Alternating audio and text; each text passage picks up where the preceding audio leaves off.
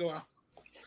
Hey, welcome to the Black Spinner Circle vidcast. I'm Al, my co-host Andy. What's up, brother? Hey, how's it going, man? Yeah, we're live on a Tuesday instead of the usual Wednesday. But it's all good. Same shit. Different day, bro. We got two great guests with us tonight. We got Sure do. from the Rock All Over You podcast and Eddie Canestracci's YouTube channel. We got Mr. Eddie Canestracci. What's up, dude?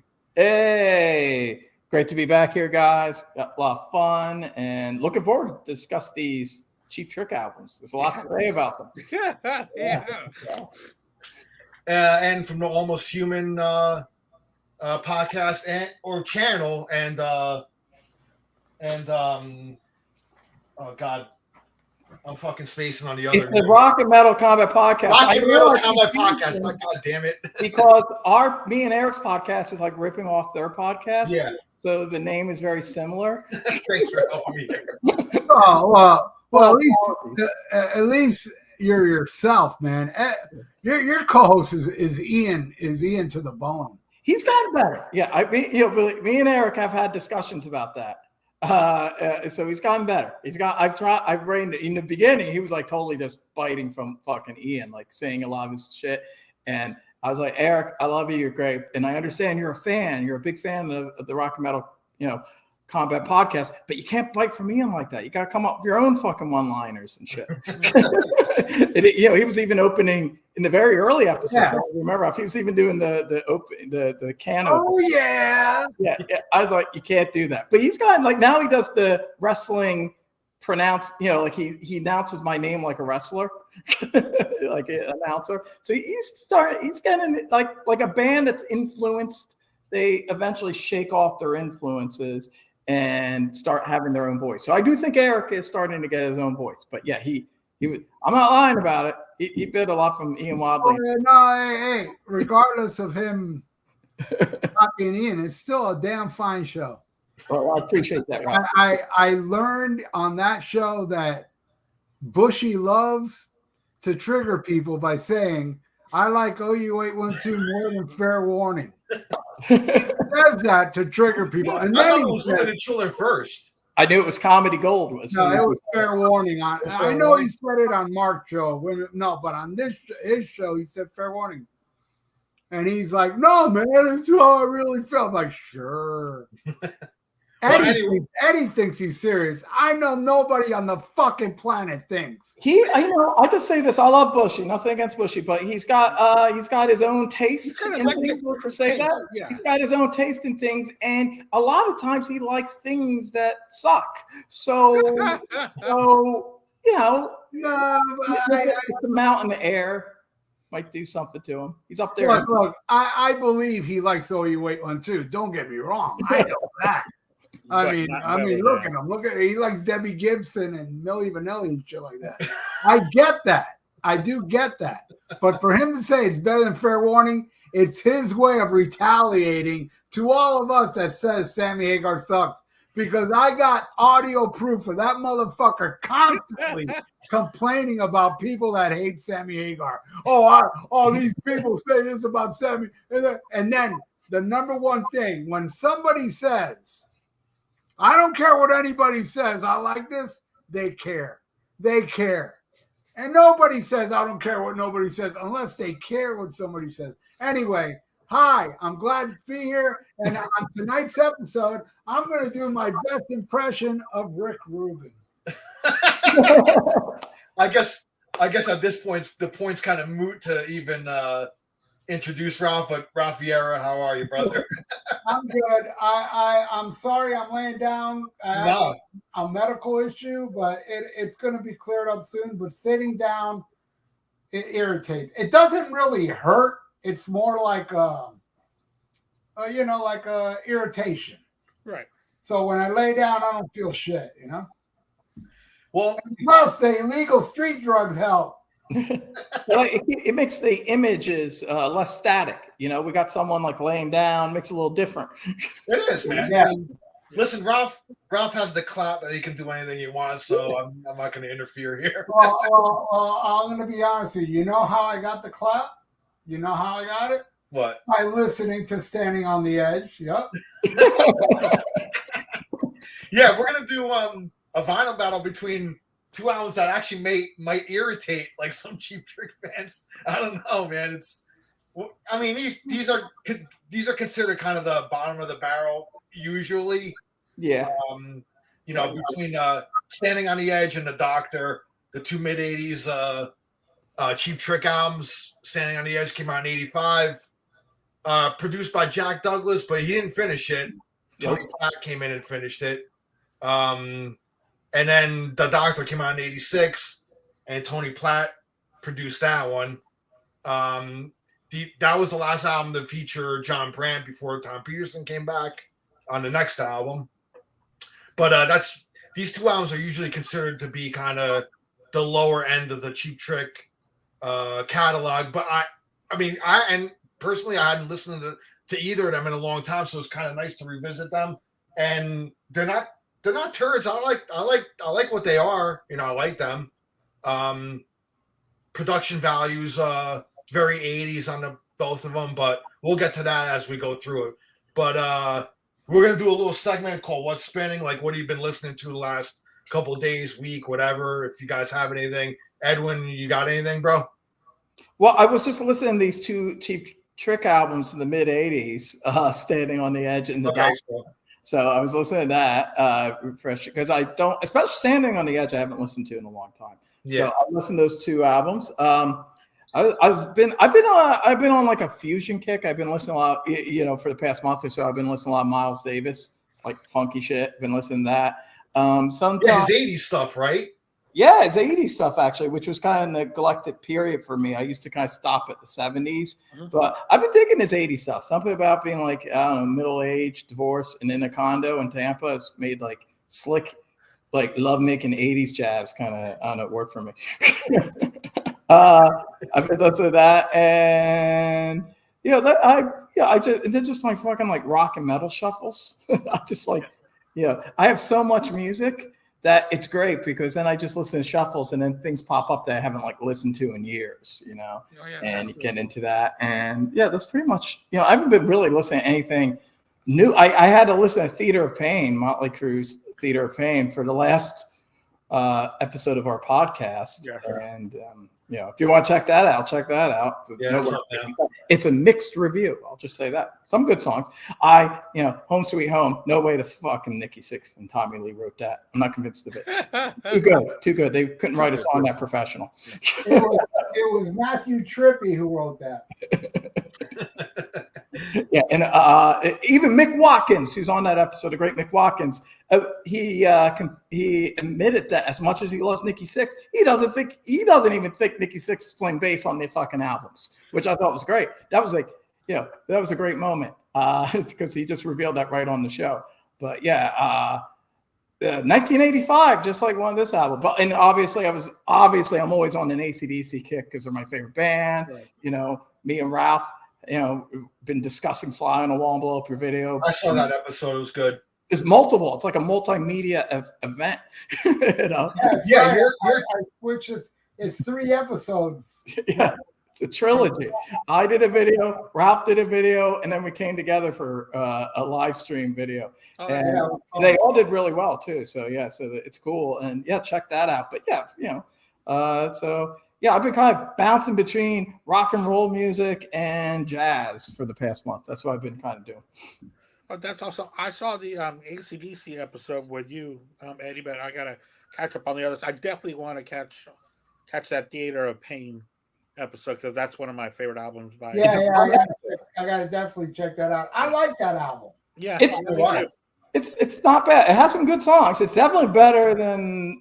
I like it better than Girls, Girls, Girls. And it's definitely better than Girls, Girls, Girls. It's better than everything after that, except for the Karabi album. I mean, there's some songs I don't like on Theater of Pain, but it's got some good moments. It does.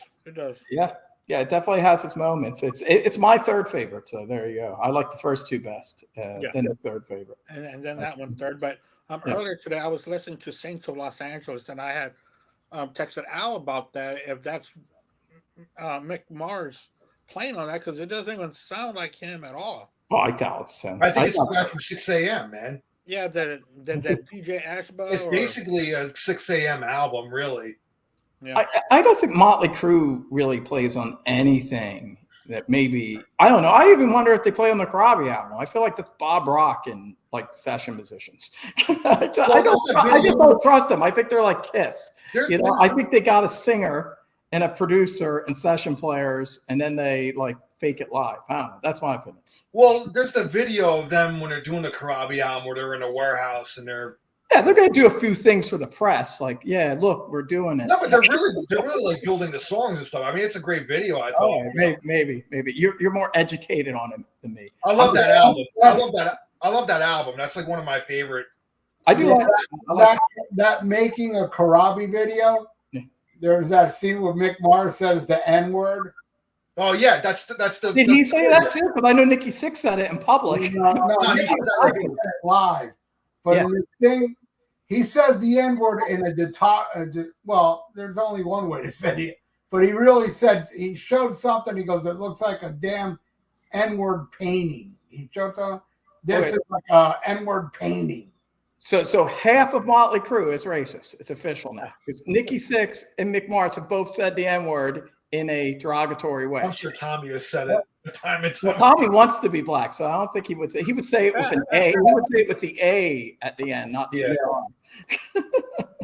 And Vince Neil's half Latino. Well, actually, he probably hates them too. But anyway, so maybe Tommy Lee might be the only one who's doesn't hate black people. Hey, I didn't say it. Motley Crue said it. That's all I'm saying. No, he doesn't hate himself. No, the funniest thing though is Nikki doesn't remember playing bass on those albums, but he can remember being all fucked up on smack and writing a book. Right. You know, he can remember details on that stuff. But yeah, he would fake that. He fakes bass playing. He fakes being a heroin addict. Yeah, well, he's a great faker. Died and came back. Hey guys, I died and I came back. Can you believe it? Yeah. Ralph, what have you been spinning? I know you listen to a lot of music. Anything in particular? Well, I love the new Deep Purple. I've been playing that a lot. I love it a lot. I've been listening to the Runaways a lot lately. I've been getting into the Runaways and Letters to Cleo. Letters to Cleo and the Runaways both feature female singing. I don't listen to metal with girls. You know why? Because the only metal that girls should be into are pots and pans. But it's all right if they sing rock and roll, though. Yeah, and what else? There's a band called Zeke. They're like like punk hardcore, like really. It's like Motorhead on speed. It's like faster than Motorhead, but it's got the Motorhead vibe that Motorhead's kind of a crossover of metal and punk. That's how Zeke is, but it's more aggressive. It's more cutthroat. So I've been listening to Zeke a lot lately. And what else? Let me think. And Twist Sister Under the Blade.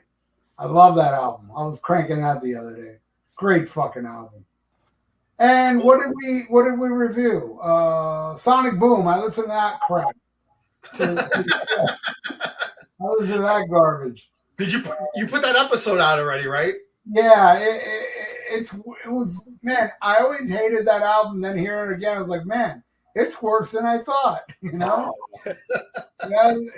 I mean, it didn't age well when it was released, but it's even worse now. Like, especially the song Stand. I'll be there with you. I'll be standing next to you. Danger Us. Yeah, Danger Us. Yeah. What a fucking album. Yeah, that's what I've been spinning, guys. All right, Andy, what do you got, bro? Oh, yeah. On Friday, I woke up and I looked at the stuff that had been released Friday. And to my amazement, Smashing Pumpkins came out with a new album released on Friday called Agori Mori Me. And it is fantastic. They have really gotten rid of the keyboards and all that orchestra stuff and went back to bass, guitar, and drum. I really enjoyed it. I can't wait to get more into it. And I've been listening to the Deep Purple album, but after they came out with the news, I've been slamming a lot of Aerosmith as well. Yeah. I think we need to talk about Aerosmith breaking up. Aerosmith to me, and I'm pretty sure to a lot of people, they are the greatest American hard rock and roll band out there. And I hope that they stick to their word and it's done. I don't want to see an Aerosmith album come out of new material. No, I want to see maybe hear like some old live stuff. Stuff from the soundboards would be great. But I really hope that they stick to the guns and they are through. They've got nothing more left to prove. They've already proved to everybody that they are one of the best in rock music history. So so I've been spinning some Aerosmith, but mainly rocks because that's my favorite Aerosmith album. I want Aerosmith to record new music with Sammy Hagar singing. Wasn't that the rumor like years ago? Yeah. Sammy said that they asked him to join. That he rejected them. Isn't that like every band? Did he say that about like Pantera? Pantera? Yeah, he said that about Pantera. Pantera, not Led Zeppelin, but he alluded to Led Zeppelin, but he didn't actually say it. Pantera, really? Come on. All right. Well, yeah. I mean, when the news came down about Aerosmith, I started spinning this one. This is the very first Aerosmith album I ever had. I've told the story many times. In the 80s, my dad owned a 4-family apartment building next to where we lived. And it was a guy that lived there. He's kind of a rock and roll dude and stuff, man. And one day, just up and disappeared. It was like 2-3 months. Like he was gone. Nobody knows what happened to him. Nothing. Because my dad was looking for him to get the rent. And finally, my dad was like, well, I got to go inside. I got to go into the apartment. He left everything behind. Stereo equipment, albums, just everything, man. And he left behind a great vinyl collection. This is one of them. Wow. So I was like, I was probably like 12 years old, 11, 12. And this is the first one I really kind of heard about him. Because at that time, Aerosmith was kind of dead in the early 80s. Like nobody was really, they weren't getting played on the radio. I mean, as far as like new stuff. So I remember this one, and this is still the original copy, and I love this album, man. I mean, it's not my favorite Aerosmith album, but it's probably I would say my third favorite, because Rocks is my favorite, and then Toys, and then I love all that 70s stuff. Everything to me up until like Rockin' a Hard Place is awesome, But yeah, I've been spinning this one, and fuck, dude. I mean, and I hadn't heard in a while, but the song that really stood out for me on this one was Spaced. What a tune, man. Great song. No, I was just like, holy shit. But I listened to the whole thing, man. It's not a bad song, and it's fucking all good. Season of Wither is my all-time favorite. Jesus of Wither. I mean, that's a classic. I remember. And if you look at that album cover, I don't have proof on this, but while I look at that album cover, I think that logo was drawn by a drug addict. You ever turn it upside down? No. Yeah, it's suggestive. Oh, look at the A inside. A vagina? Yeah. the legs up. Yeah. Oh yeah, dude. If you come up close, yeah. Yeah. Look. I believe me. I stared at that old logo for years as a teenager. That's my impression. I didn't know that's not a known thing. That's what I. It's a heart-shaped box. Pandora's box. Wow, I never even knew that, bro. There you go. It's you fun. learn things when Eddie Castracci looks at things with his pervy mind. My wife saw, what are you doing with that album in bed? Speaking of He's staring at your wings upside down. Yeah, speaking of Seasons of Wither, I remember when I saw Aerosmith when they toured with Motley Crue. Speaking of the Crew, I remember they did Seasons of Wither. It's one of those times when you look around and 90% of the audience is fucking tuned out. They don't even know what the fuck they're playing. Here I am. I'm on my fucking chair, like yeah, and I'm looking around like everybody's like, huh? Because it's not fucking Ragdoll. It's not like, that's always been like Ralph Seasons of Wither's always been my favorite. When I was a teenager, Get Your Wings was my favorite. Now it's my third favorite. I would put Rocks, Night of the Ruts, then Get Your Wings, then Toys. than the first album. Yeah, no, that's the first They're all close. You know, Yeah. they're amazing. I mean, if you're talking about the 70s, it's a perfect run in my opinion. Yeah, it's a great run, man. Yeah. Yeah, but Rocks to me is just like that's like it's a top 5 album for me. Like it's one of my favorite albums of all time.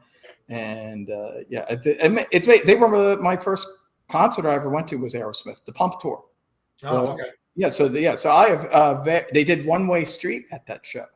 It was really cool. Even as a junior high school dumb kid, like I had already had enough Aerosmith albums that I knew it was cool that they were playing One Way Street.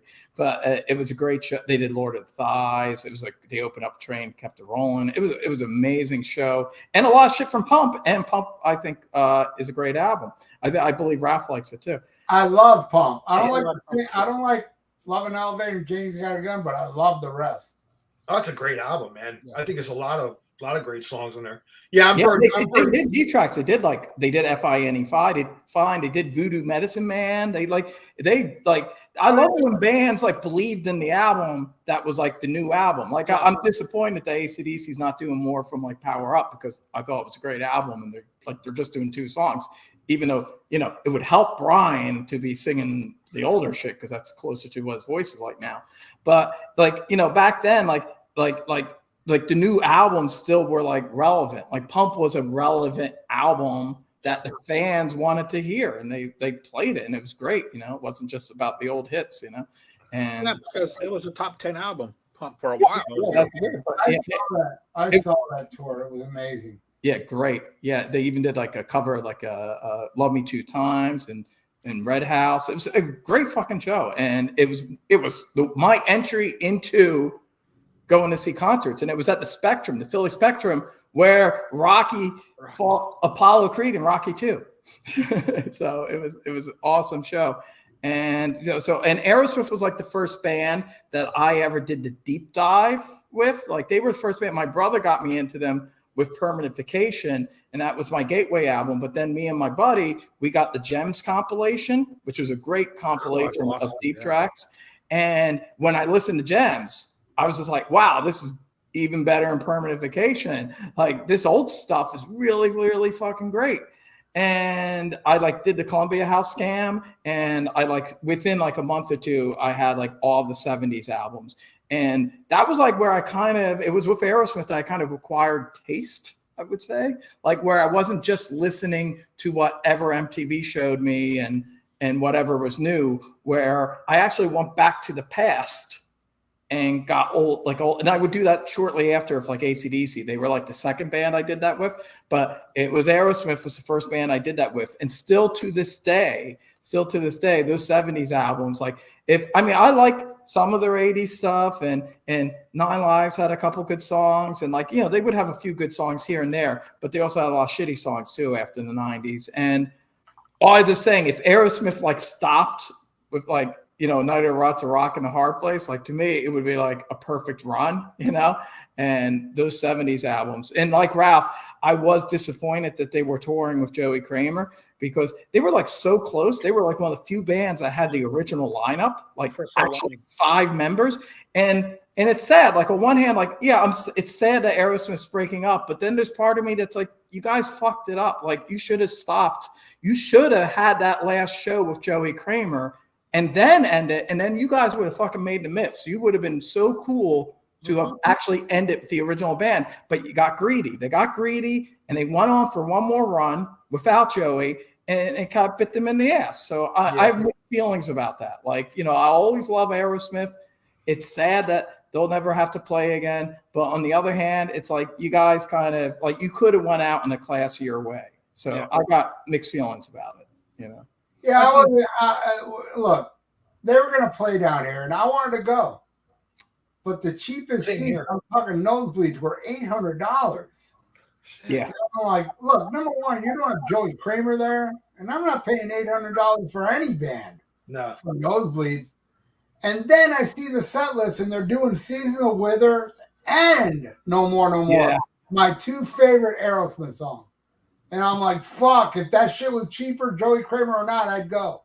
Yeah. But I ain't paying I'm not paying $100 for nosebleeds, much less $8. Well, that's I saw them for like $28 when they were young, like doing on the pump tour. You know, cheap. you know, and now you gotta pay to see them old. Oh, and back then the pump tour, it was free parking. Yeah. Now it's $50 to park to go see Aerosmith. Oh man, More than twice as much as the ticket you paid back in the pump tour. It was even cheaper for me. My parents dropped me off. It was great.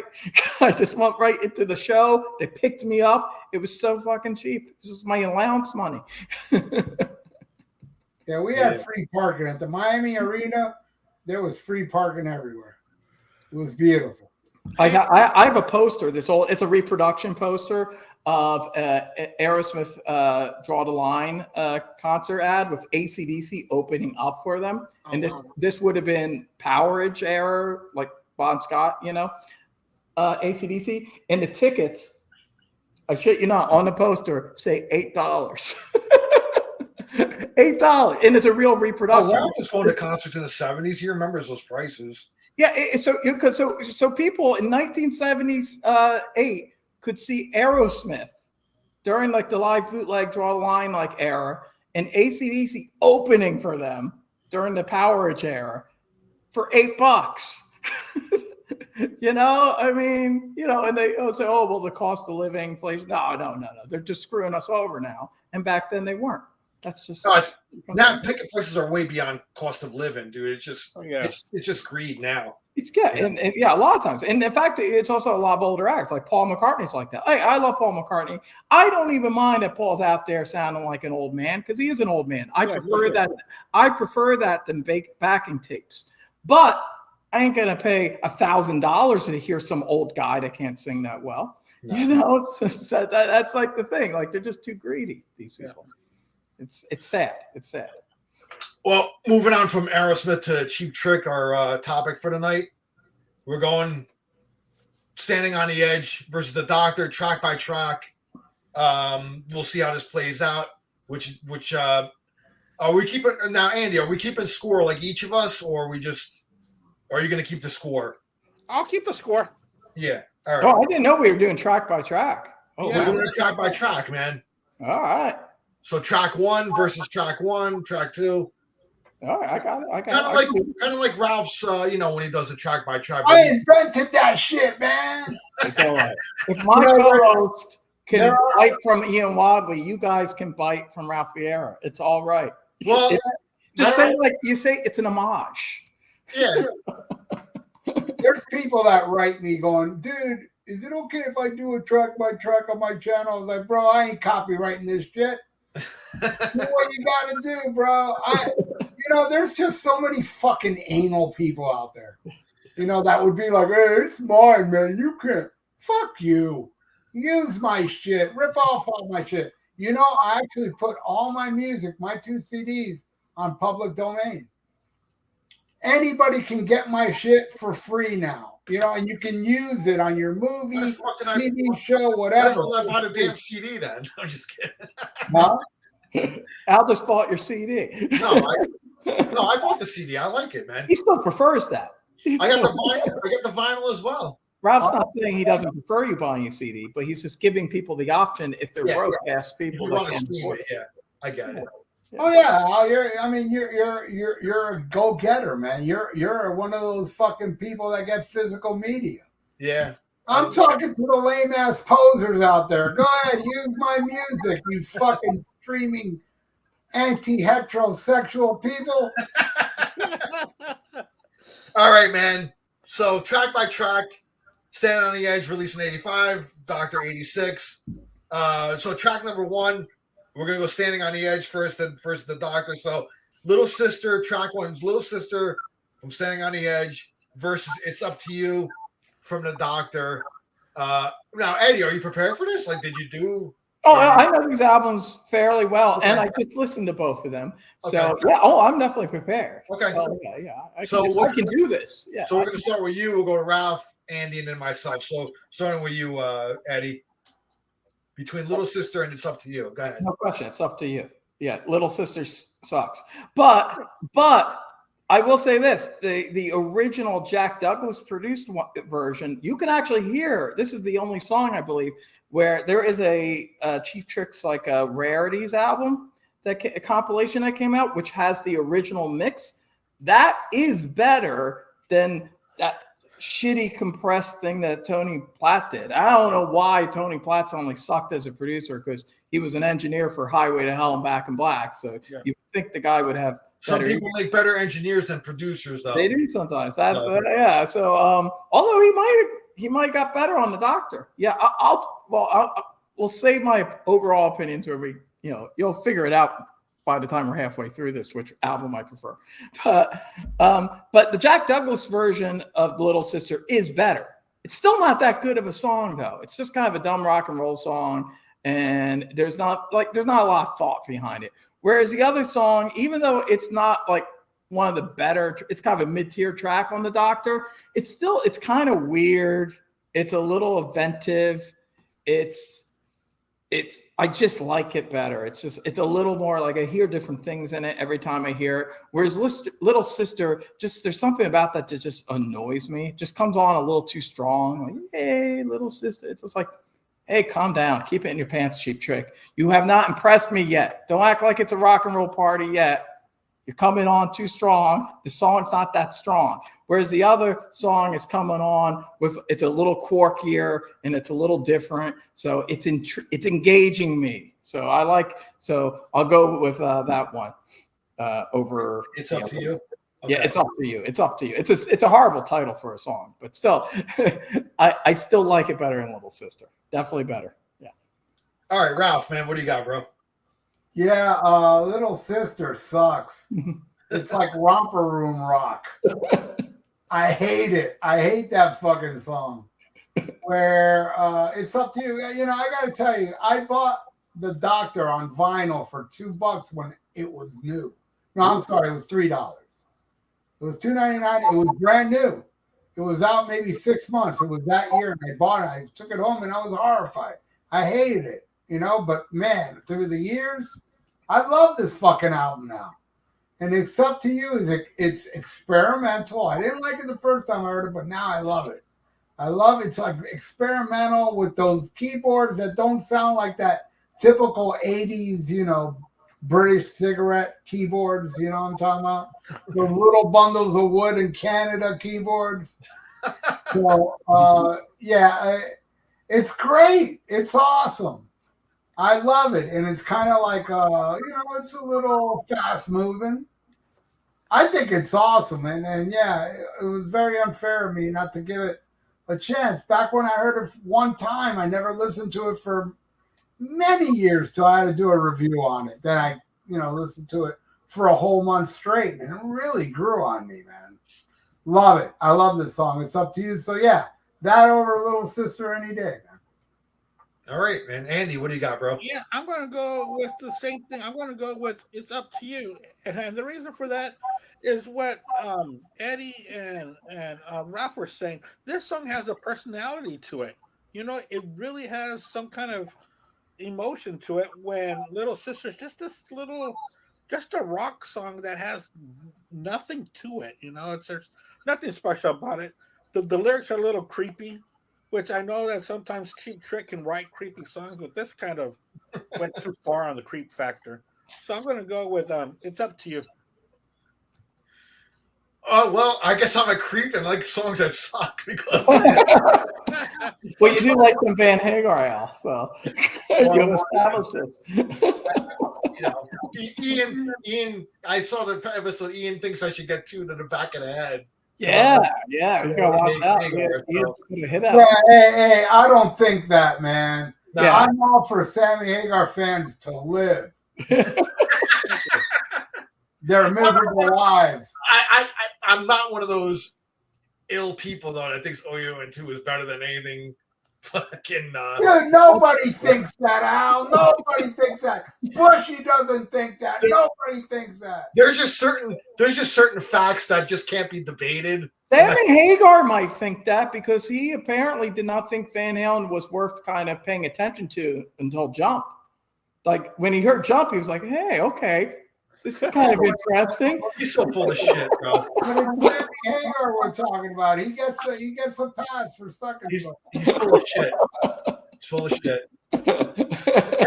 Anyway, I'm thinking Little Sister because I like it better. I don't know why I get a California Man vibe kind of from the song.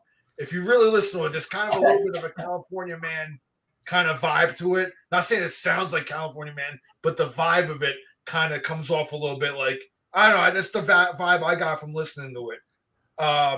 So I like Little Sister a little better than It's Up to You. It's Up to You. I think the electronic percussion on it was just a little too much for me. And, I'm a big production guy. Andy knows this. I like, the 80s. I mean, like some of that shit just got way too much into the electronic shit, and I felt like that song kind of suffered a little bit from it. So I'm picking Little Sister. I'm the lone wolf on this one. So that's my pick. I was reading about why Douglas left during Standing on the Edge. He got into a I think it was like some kind of lawsuit from Yoko Ono. No, what actually happened? Here's what happened. He's been in a lawsuit for Yoko Ono for many years before that. Okay. But while he was recording this album, he ended up winning $3.5 million from the lawsuit. And when he won the $3.5 million, he fucking vanished. Oh. That's what actually happened. He fucking disappeared. Man, I got $3 million. Fuck this shit. I don't need to produce a shitty Cheap Trick album. Yeah, fuck that. I'm a millionaire now. Fuck this shit. That's actually what happened. And where did that lawsuit stem from? Was it from Double Fantasy or something? Yeah, Double Fantasy. I heard some reports. They said Milk and Honey too. Okay. Oh that Double Fantasy is where the big money is. Yeah. So I figure most of the money was from that if Milk and Honey was involved. Yeah, Double Fantasy is I think the biggest selling Lennon album and the third biggest selling solo album after Band on the Run and All Things Must Pass. I think those are like the top three. Imagine's pretty big too as a seller, but I think Double Fantasy is the biggest Lennon album. In my opinion, I think a lot of that has to do with the fact that he died. That's a part of it. Well, it's a pretty poppy album too, though. I think the reason that album sold a lot was because of the song "Kiss, Kiss, Kiss, Kiss Me Now." I like the poppy Yoko stuff. Kiss, kiss, kiss, kiss me now. That's what made it. But it did have the big hits, Watching the Wheels and Woman. Yeah. But it is the timing too, though. Yeah, it was out when where Cheap Trick connection, the song "I'm Losing You" off of Double Fantasy was recorded with Cheap Trick. Yeah, Yoko Ono didn't like it and got other musicians to come in and copy what Cheap Trick did. But there is a box set where it contains the Cheap Trick version and a music video. There's a music video. Oh, I never thought that. Yeah, there's of the "I'm Losing You" with John Lennon singing with Cheap Trick. There's actually a music video for that as well, featuring Cheap Trick and archival footage of John Lennon. Is that on YouTube? Yeah. Okay, I'm checking. I'm Googling. I'm YouTubing that shit. Hey, I don't know if you've seen this either of you guys. I highly recommend you watch this. Their version of Cold Turkey. Have you seen that? Yeah, I have seen that. Yeah. Fuck. Yeah. That shit blows away Lennon's version. I'm sorry. That's how I feel. Yeah. And that John Lennon actually said that he wished you would have had Rick Nielsen play on it because he said that Eric Clapton choked while playing it. That's a quote that Jack Douglas told the press. That's it. Well, Clapton was on the smack at the time. So Yeah. I mean, they were all in that band. I mean, they were. Okay, I mean, I love that original John Lennon version. Yeah, but that version of Xander singing, God, man, that's the thing. It's insanity. I would say Xander is like McCartney and Lennon combined. Yeah. Yeah, Yeah, and that's what I want to say about these two albums. They might not be the best, but Xander sure does sound great. It's mediocre. All the crappy Cheap Trick albums They all have great performances from Robin Zander. Yeah. Maybe shitty songs, but all these shitty songs have Great sounds great. Yeah, we'll be talking about a couple of these songs. Yeah. Yeah. There's some. There are definitely some songs that are really shitty, but you go, but Xander kind of saves Yeah. it because he is such a great singer. Right. Yeah. He's definitely on my Mount Rushmore of vocalists, man. Yeah, man. For me, it's all about Robin Zander and Elvis Presley. Those two are the greatest singers in my world. Yep. And then me. The Dr. Fuckalicious there. Yeah.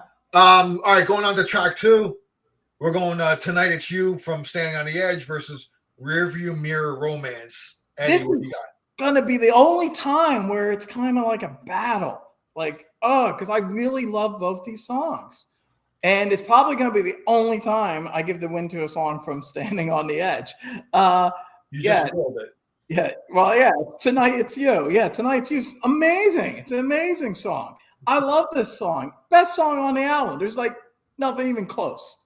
Like, there's a couple songs I do like on this album. It's not a total wash, but still, nothing comes close to, in my opinion, to Tonight It's You. It's obviously the shining song on this album. It is so great. This is like one of those songs where I just know if they had a better fucking video for it, it might have crossed over. But I think a problem with Cheap Trick in the mid 80s is their videos were shitty. And this was like a time period where videos did matter. Like, just picture Tonight It's You, but with a concept as strong as, like, let's say that Aha song, like Take Me On, like a really clever concept. Like, picture if there was a really clever concept with this song. Like, if those two things combined, I think it could have took off, and Xander was a good looking guy and he had an amazing voice. And this song is just pure ear candy. And it's just, the video is just really amateurish and kind of bland. So I just think in 1985, that hurt it. Like, any other time, especially the 80s, I think the videos mattered. And I know, at least that's I have to reason, because when I listen to this, I go, how the fuck was this not a hit in 1985? But, obviously they thought it would be, and then it wasn't. But it's an amazing song. It's one of the greatest, I would say, singles by Cheap Trick. It's a very strong song. And listen, I always focus a lot on Xander. I mean, I love Rick Nielsen, great guitarist and songwriter, but Xander's like, who's really pushes his shit on, over the edge. Right. And it's just like the way he sings this chorus, it just soars. It's very cinematic, and it's so romantic, and you like just get caught up in it. Like, I got chills just thinking about this chorus. I love it. It's an amazing fucking song. And I really like the other song too, though. The other song is a really good, quirky, catchy song, and it has a romanticism to it. And I really love Xander's vocals on that one. But if I have to, if these two songs have to compete in this scenario, then Tonight It's You is definitely the winner. But I think both great songs. I love both of them. And Xander's the standout on both of them. He's amazing. All right, man. So Tonight It's You for you. Ralph, what do you got, bro? Well, I'm going to agree and disagree with Eddie there. I agree it is the best song off the album, but I do not agree that it's a good song. Well, you're going to be tough on this album. Oh, yeah, I am. It's not a bad song. I got to say, it's not a bad song. There is, it's flowing okay, but then it changes into like, come into my world, walk away with me. I was like, what's this doing in this song? You just fucked up the flow for me. And then I'll disagree again with Eddie by saying Rearview Mirror. I can't defend this fucking song. Oh, you don't like that one? I love the Doctor, but I cannot defend Rearview Mirror. I think that's putrid. And now I'm going to agree with Eddie again. I'm going to pick Tonight It's You over Rearview Mirror. All right, man.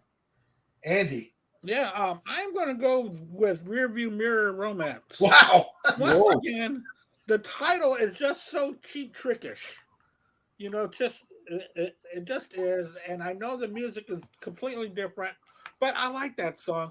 I think Tonight It's You, it was a little bland for me. It was, I love the song "The Flame," and that's what it kind of reminded me of, because I'd never heard these two albums until Al had told me that we're going to do this. So I spent all week listening to these over and over and over. So Tonight It's You didn't grab me as much as I read about it and I found out that it was the hit. It made it on the Billboard's top 40. I think it was like 40 something. And it was their big hit for a while until The Flame came around. So, but I still went with Rear View Mirror Romance. Oh, well, okay. So for me, it's Tonight It's You. I agree with Eddie here. I think it's like one of their best singles, in my opinion. I always loved the song, man, ever since I first heard it back when it was new. And I love Robin's vocals on it, man. I just, again, Eddie nailed it. Was saying like he's got this soaring quality to it. He could sing the phone book, man. I love it. That's I put him on a Mount Rushmore. If I had to pick 4 singers, he's definitely one of the vocalists on there. So he's one of my favorites of all time. There's a certain someone that disagrees with that out there, which I think is so stupid, but I'm not going to bring that up again. Because somebody thinks that Xander sucks. Yeah. Oh, you're triggering me. No, there's somebody out there that thinks that Xander sucks. So. I always thought that was odd. This person whose name we cannot speak of, because he loved the Beatles and he loved Oasis and he loved like British, but yeah, he doesn't love the American band that is most influenced by British rock and roll in the Beatles. Like Cheap Trick is easily no big American band is more influenced by like the Beatles and the Kinks and all this shit this person we can't speak of loves. And then he shits on this band. It's just like, dude, I don't know. People like what they like. He shits on the band because I said I like Cheap Trick more than Oasis. And he knows I'm a huge Oasis fan. It pisses him off that I said that. And he's been on this Cheap Trick hard on because I think they're better than Oasis. If he thinks Oasis is better than Cheap Trick, fine. I don't care. But he cares so much that he's on this. How the fuck, man? It makes much sense saying that Robin Zander sucks. That he makes that much sense that Bushy would say that OUA 1-2 is better than Fair Warning. It's the same shit. Yeah, but no, it makes less sense because Bushy likes a lot of shitty music. Whereas this person actually does like some good shit, so that's the thing that doesn't compute. Although I think you hit it. It's more about you. It's about me. It's not weird. It's a dude that's so obsessed with me that's kind of cringy, I shouldn't have brought it up, but anyway. Yeah, I know all about it because I keep hearing reports of him writing, I lost a lot of people from being a drunk. I'm so sorry. Then the next week, I don't care what anybody thinks. I want to be me. Hey, if you want to be a douchebag, go right ahead. I don't have to be involved. Continue to be the douchey alcoholic you are. I have you blocked and I don't worry about your ass anymore. And Cheap Trick is 100 times better than Oasis. Thank you. All right. So yeah, I'm picking Tonight It's You. Rearview Mirror Romance. It's got a cool. I like Rick's solo in it. It's got a cool like Chuck Berry almost style solo to it. But Tonight It's You, I love that over that song. So for me, it's Tonight It's You. So that's my pick. So we're gonna go to track number 3. She's Got Motion off of Standing on the Edge versus The Doctor. Go ahead, Eddie. Yeah, I think Ralph and I are definitely going to be on the same page with this one. She's Got Motion could be. It's one of the worst Cheap Trick songs ever. I mean, this makes Little Sister seem like something from the first fucking Cheap Trick album. It is fucking horrible. It's dog shit. Horrible production. It's like even Xander is like sounds a little lost on it. Like he can't make this shitty song into anything. It's just so generic and it's horrible. It's like maybe Dancing the Night Away, which I really hate too, which was a song that the label forced them to do on Next Position Please, which was a really good album, but the label came and fucked it up. and took off some really great songs and made them record this really shitty song, Dancing. No, and not only that, not only made them record that shitty song, made them release it as the first single from the Yes, it was horrible. It's like, and I think that was a big reason. There were some other reasons, but that really hurt them in the mid 80s by listening to the fucking, studio. God, they fucking took like Twisted Heart off that album and put fucking Dancing the Night Away. It was just like, and that's a really good album, but that song, it's not the version I have, like the original. Years later, they released like the original Cheap Trick version. That's the version I had. They had Dancing the Night Away as a bonus track. Threw it in the fucking trash because that's where that song belongs. Really? Yeah, I hate Dancing the Night Away. I will delete a bonus track. I do three things. I either keep it on the album if I think it kind of flows with the album, or I create like my own like album of EPs with bonus tracks. Pretty OCD. I like to listen to an album as it was kind of originally imagined. So a lot of times I collect the bonus tracks and put them somewhere else. If a song is really shitty and it's a bonus track, yeah, I don't want it. I don't want it coming up on a shuffle or anything. So I just throw it in the trash. So and I always hated that song. But this song gives it a run for the money. She's Got Emotions, pretty shitty. It's horrible. I hate it. And what's it going up against? Oh, the Doctor. Oh, yeah, Doctor's a cool song. I like the Doctor. Yeah, it's a cool song. It's weird. It's really weird.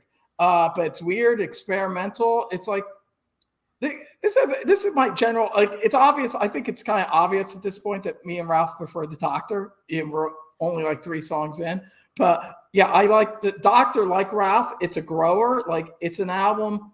The first time I listened to the Doctor, it was like, what the fuck? Like, this is not the Cheap Trick I want. But in Standing on the Edge, I kind of was like, okay, this is kind of all right. But both these albums, like, my opinion, the more I listened to them over the years, like Standing on the Edge, like, dropped, and the Doctor kept rising and rising. And I think it's like in Breaking Bad, like Heisenberg, I think said it, like, never do a half measure. It's like Standing on the Edge is a big fucking half measure. It's like, it's kind of synth poppy, it's kind of rock and roll. It's like, it's not really committing to anything. Whereas the Doctor, I'll say this, it commits in being a quirky, weird, new wavy kind of synth pop rock album.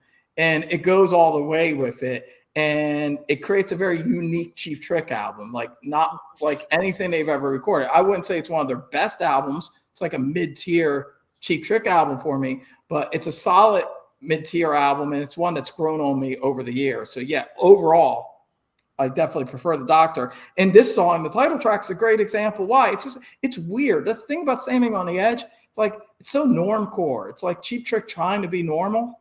Like a little, that's also an issue I kind of have with, Lap of Luxury and Busted. Like, I don't want to hear Cheap Trick be normal. I like when they're quirky and kind of weird, and dark. And the Doctor is like that in spades. It's a weird, quirky album, both lyrically, musically. And the Doctor is like, yeah, like that's what I would want to hear from a weird, synthy Cheap Trick song in the mid 80s. So yeah, there's like no contest here, because the Doctor, I think, is a great song, and She's Got Emotion is one of the worst songs they ever fucking recorded. It's dog shit. So definitely the Doctor wins this one for me. All right, man. Ralph. Dude, She's Got Emotion is the best song on the album, bro. Dude, it sounds like Eyeball. Yeah, exactly. Eyeball. Dude, it sounds like fucking like a real bad version of a Miami Vice song. Yeah, a bad version of a Miami Vice. Real bad, like that, like that. And I love Jan Hammer, don't get me wrong. Jan Hammer and Neil Sean made some awesome albums. But he's the guy responsible for that Miami Vice shit. And it's very dated sounding. Yeah, horrendous. Where the Doctor is fucking awesome. It's demented Rick Nielsen. Now, Rick Nielsen was a little demented with I Want B-Man and shit like that, which I couldn't really get into, but like shit from All Shook Up with High Priest of Rhythmic Noise, that quirky craziness, that demented musical album is all over the Doctor. This song has that demented Rick Nielsen shit I love. And of course, it incorporates new sounds and keyboards, but it's also sporadic. Yeah. And heavy, and I love it, man. Yeah, it's an easy win for the Doctor. All right, man. That's 2 for the Doctor. Yep. Andy. And, it's appropriate. Dr. Fuckalicious, the Doctor, Yeah. Andy, what do you got, brother? Well, I am going with the title track of the Doctor. I think She's Got Motion is a terrible, terrible song. It reminds me so much of, I don't know why, just reminds me of a very bad Billy Squier song, because I'm pretty sure that song that Billy Squier did was a lot better. But this is just bad. It was bad. When the Doctor was a very, very good song. It was quirky.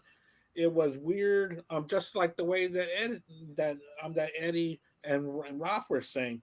It's a very weird album.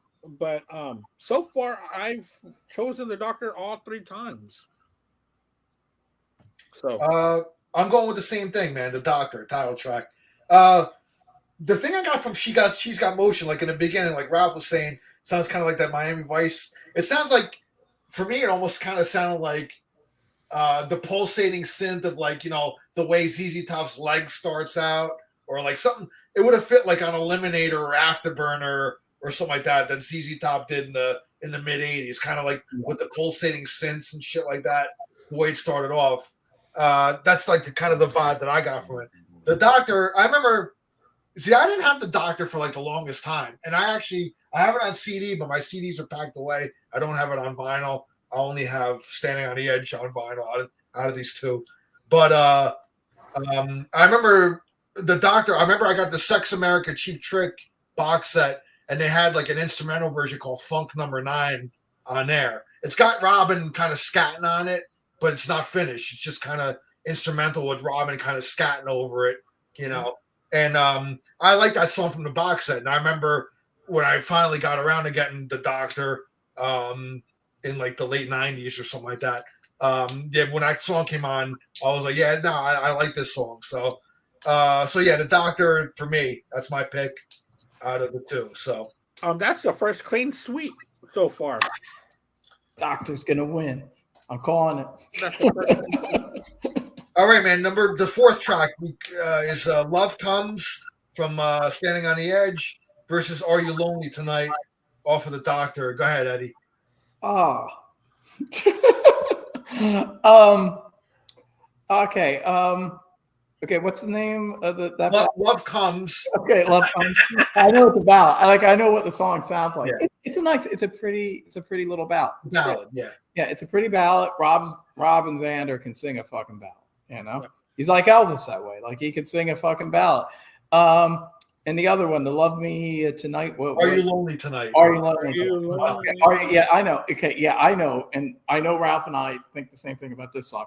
Okay, this song, I mean, I don't know if I know there's something about this song we both hate. Okay, this song is actually not a bad song, like composition-wise. It sounds like a decent kind of power pop song. Not like spectacular, but it's not horrible. But it has the most annoying keyboard fucking sound ever. Like, really, ever. I can't think of a more annoying. It goes do do do do do do do. Yeah. Do, do, do, do, do, do. And it happens throughout the whole fucking song. Like I'm listening to this. It's like, why do you keep doing that? Why do you keep going, do, do, do, do, do? And they think it's like a hook. And like, it comes on cue. That's not a hook. That's like a fucking ringtone, like notification. Like, just fucking back off with that fucking sound, because it sounds kind of like a decent power pop song, but with with synthesizers. But if you listen to it, it's not. It's kind of like Cheap Trick by numbers, but it's all right. It's not a horrible song, but that fucking sound, I can't say. And that's like, some of these synths sound cool and experimental, like Ralph said, like not the stereotypical synth sound. 80s. Yeah. But this sound sounds like the worst elements of the 80s crammed in your face for 3 minutes.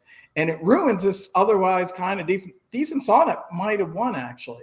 Otherwise, but I will give it to the ballad because it's a pretty enough song, and Robin sounds nice on it, and it doesn't go do, do, do, do, do, do. So give it to that Give it to that song. the ballad of the whatever the fuck it's called. Love Comes.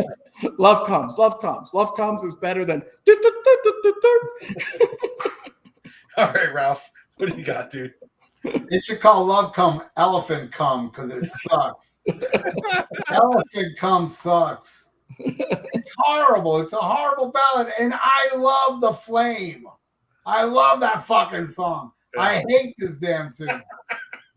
Now, as far as Are You Lonely Tonight? Are You Lonely? Yes. It doesn't fucking stop. It's fucking horrible. But the song is great. It's a great tune with an annoying keyboard going through it. I give it to that annoying keyboard song. Whoa. Oh, okay. Now I will say this: I just took if that sound wasn't there, Yeah, I would give it to that song. But it is there. Awesome. Without that sound, it'd be amazing.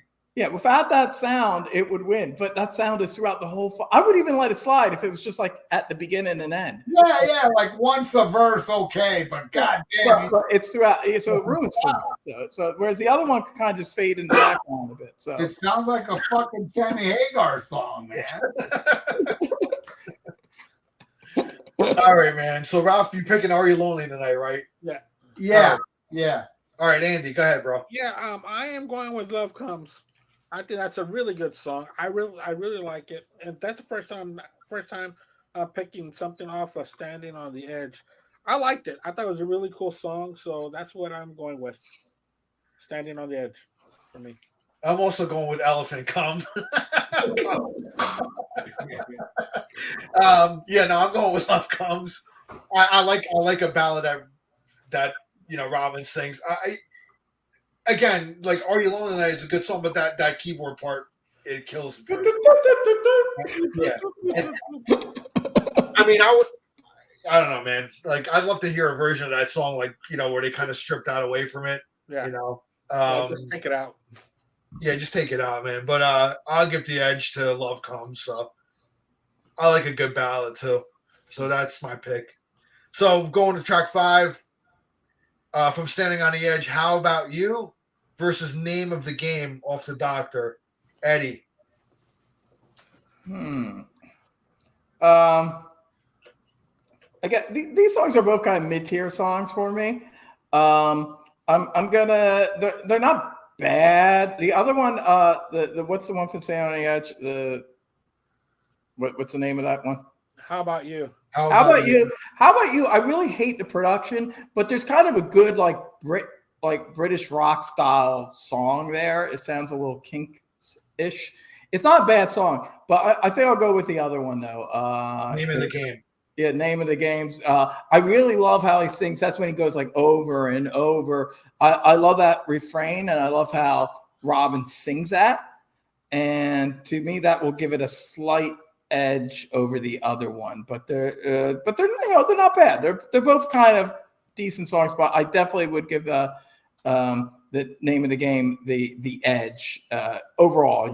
Like most of the Doctor songs. So yeah, I'll give it to that one. Yeah. All right. Ralph. How About You? How about Fuck You? That song is terrible. You know what it reminds me of? Like the Pointer Sisters song in Beverly Hills Cop. The Neutron Dance? Oh, the Neutron Dance. I like that song though. Yes, You know when he's in the truck with the the Neutron Dance. Yeah. The Neutron it sounds like that, but worse. It's not as good as the Neutron Dance. That's better. Yeah. Where the other song, it's good. I like it like I like Tonight It's You. I think it's a good song, not great, but it's a good song. It would probably beat. No, it wouldn't beat Tonight It's You, but it'd be close. Yeah, I give it to that song easily. The one off the Doctor. Name of the Game. Okay. Name of the Game. All right, Andy, what do you got, bro? I'm gonna go with How About You. Even though when I was hearing these songs, I was like, do I really have to pick one? Do I really have to pick one, or can I just skip it? But I did go with How About You over Name of the Game. I didn't like that song at all. I'm going with Name of the Game. I like Robin's vocals on there. I think it's got a cool Rick solo on there. You know, I prefer it over How About You a bit more. You know, that's what I got. I'm going to the doctor's side on this one. So yeah, join the doctor's side. Yeah, name of the game for me on that one. So next one, we're going with the title track, Standing on the Edge, versus Kiss Me Red. Whoa. Oh, this Eddie, is great. Ralph's going to have to go Standing on the Edge on this one. Okay, Standing on the Edge, I actually really like. I would say it's great, but for me, it's definitely the second best song on this album. Definitely the second best song on this album. It's a solid, catchy, Cheap Trick power pop song. It's rocking. The chorus, again, very Robin. Man, it's soaring. It's one of those soaring choruses. It sounds like it could be cool, would be like in a cool montage in an 80s movie, like during a moment when the underdogs are getting their shit together, you know, making their dreams come true. It has that vibe to it. The production's kind of dated, but there's a good song in there. And, when Robin starts screaming at the end, it's a good, catchy, Cheap Trick, kind of Cheap Trick by numbers, but hey, fuck it. I don't mind some Cheap Trick by numbers. It's a good, catchy song. Definitely my second favorite song on this album. And I See Red, I do not care for. And this was a song, kind of like that Dancing the Night Away song, End of Flame, where it was something where the label came in and gave them a song that's not a Cheap Trick song. It's them like essentially covering a song that the label gives to them and tells them this is a song you got to play. And I guess they thought it was going to be some kind of crossover hit or something. And the song sucks. It's not. It's it's not Cheap Trick. It just doesn't sound like a Cheap Trick song. It's not.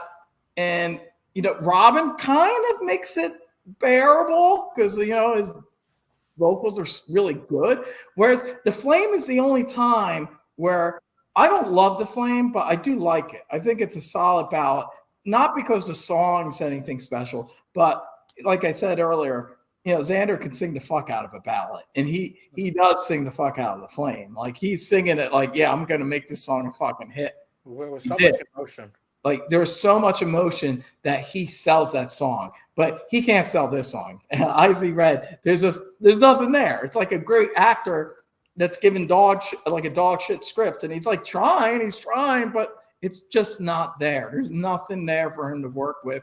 It's just a shitty, generic mid-'80s pop dance song, and he can't do anything to make it work. But he's trying, but he just can't do it.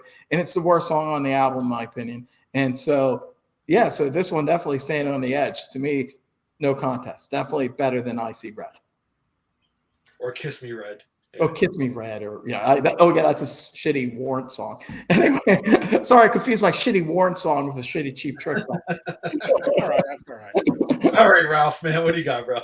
I don't like Standing on the Edge. I think this song was written by Sammy Hagar. He just didn't take credit for it because even he thought it sucked. He wrote it as Over the Edge. Yeah. It was supposed to be in that arm wrestling movie. Yeah. But now Kiss Me Red. This is a funny thing though. Kiss Me Red is the only song on this album with outside writers, and the band fucking hated it so much that when they do interviews, they usually lie in interviews. And they were doing an interview, all original 4 members, right? And they asked them, "What's your favorite Cheap Trick song?" And Bunny Carter said, "Kiss Me Red." That being said, my pick is Kiss Me Red. Really? You love Kiss Me Red? Oh, I actually like the damn song. You like Kiss Me Red? It does not sound like everything you said about it's true. Yeah. But you see, I'm a big fan of scripts that are dog shit. Well, that's why I picked Kiss Me Red. I actually like the song. I'm not lying. That was Standing on the Edge's best chance. I did a review of this album where I bash it. I bash Kiss Me Red on my review, but I've grown to like it. All right. The Doctor is a Doctor fan, bro. Yeah, You know I'm a Doctor fan when I like that shitty ass Kiss Me Red. Oh yeah, this was the best bet. This was the best bet for Standing on the Edge. It failed It miserably. failed. It went over the edge. Yeah. All right, Andy, man, what do you got, bro? Yeah, I love that. I love the Standing on the Edge title track. That was a song that stood out to me when I heard this album. And then I heard the Doctor, but I was telling myself in this vinyl battle, I don't care what's going to go up against Standing on the Edge. Standing on the Edge is going to win anyway because I really like that track. So Standing on the Edge for me. Yeah, I'm going with Standing on the Edge as well. It rocks a bit more. I don't know why. When I was listening to it again, I don't know why. I got a vibe of like the song Voices for some reason. I got some sort of like the way Robin was singing it, or there must have been a little hook in the song or something that kind of reminded me of Voices a little bit. I don't know why. Voices is a bit more ballady, but Yeah. but I don't know. I just got like kind of that vibe, and I love Voices. That's one of my favorite Cheap Trick ballads, like so. Kiss Me Red is just the synths are just too dated. They sound dated on that song for me. I think it just it got that 80s dated synth sound. So I didn't like it at all. So maybe if I lived with it longer, I know, man. The Doctor, I don't never pull out that album, man. It's I think with the Doctor, like I have a similar trajectory as Ralph, so it's possible I might like the shitty "I See Red" song in a few years. I Kissed Red, or She Kissed Me Red, or whatever. Kiss Me Red, yeah. It's possible I might feel differently in a few years. Maybe I'll get there. I'm not quite there yet. You're a closet Warren fan. I understand. Oh God. Anyway, All right. What I meant to do before we started this vinyl battle, so we're going to take a little bit of a break from the track thing here. I want to ask, when was like the first time you heard Cheap Trick and the first time you saw them live? Just go around the room real quick, Eddie. Well, I only saw them live for the first time in Florida last year with Charlie Hill, and it was amazing and it was great. And, where they play at? Well, because I was like kind of in Pennsylvania and California, they don't play there quite as much. Like Florida, apparently, because Robin lives down here in Florida, so they play in Florida a lot, apparently. So like if I was living in Florida before, I'm sure I would have saw them earlier. But and plus I only got into Cheap Trick because of Ralph's podcast. I've talked about this before. The Rock and Metal podcast, Combat podcast. Ralph and Ian always talked up Cheap Trick. I kind of always slept on Cheap Trick. I knew the hits, but they were like one of those bands that I kind of wrote them off as kind of a fluffy pop rock act, partially because of the hits. And it was their podcast and Ralph and Ian being so passionate about this band that I decided to deep dive and actually listen to the albums. So now they're one of my favorite bands, and I do have a Cheap Trick Rankorama video, which is one of my more popular videos that I did a few years back. So, now I own all their albums and I'm fairly well versed in them. But yeah, I only really got into them a couple of years ago. I knew them like when I was in junior high getting into music. I knew like The Flame and like Don't Be Cruel, the Elvis cover that got a lot of play on MTV. But I thought The Flame was like kind of a pussy girl song, and the Don't Be Cruel. I was like, this was a time where I was like getting into Metallica and shit. So I was like, yeah. It's like Cheap Trick was like not to me. It was like Bryan Adams shit. Like that's what I kind of thought of it as. Like this is pussy rock. Like it wasn't for me. And like maybe like I'd be at bars and stuff and would hear like I Want You to Want Me and a few of the hits, but nothing that made me think that they were like really worth my time. I did have a buddy that was a bassist and that used to talk up Cheap Trick, but I just thought he had bad taste. I didn't know, but because of Ralph's podcast, and then Ralph also on Almost Human, he was doing a whole series of Cheap Trick reviews when I was like getting into them, when I was diving into discography. So his reviews were very helpful. And that's when I became a fan. And it was diving into the album, especially the first album. I mean, that's my favorite album. I know it's also Ralph's. And that, I mean, I love all their 70s albums, but that first album's that's what made me a really hardcore fan. Like, that's one of my favorite albums of all time now. And I also love Dream Police. That's a close second. But I mean, now I don't think they have really any bad albums. Standing on the Edge is like borderline bad. So, but I would say maybe it's their second worst album.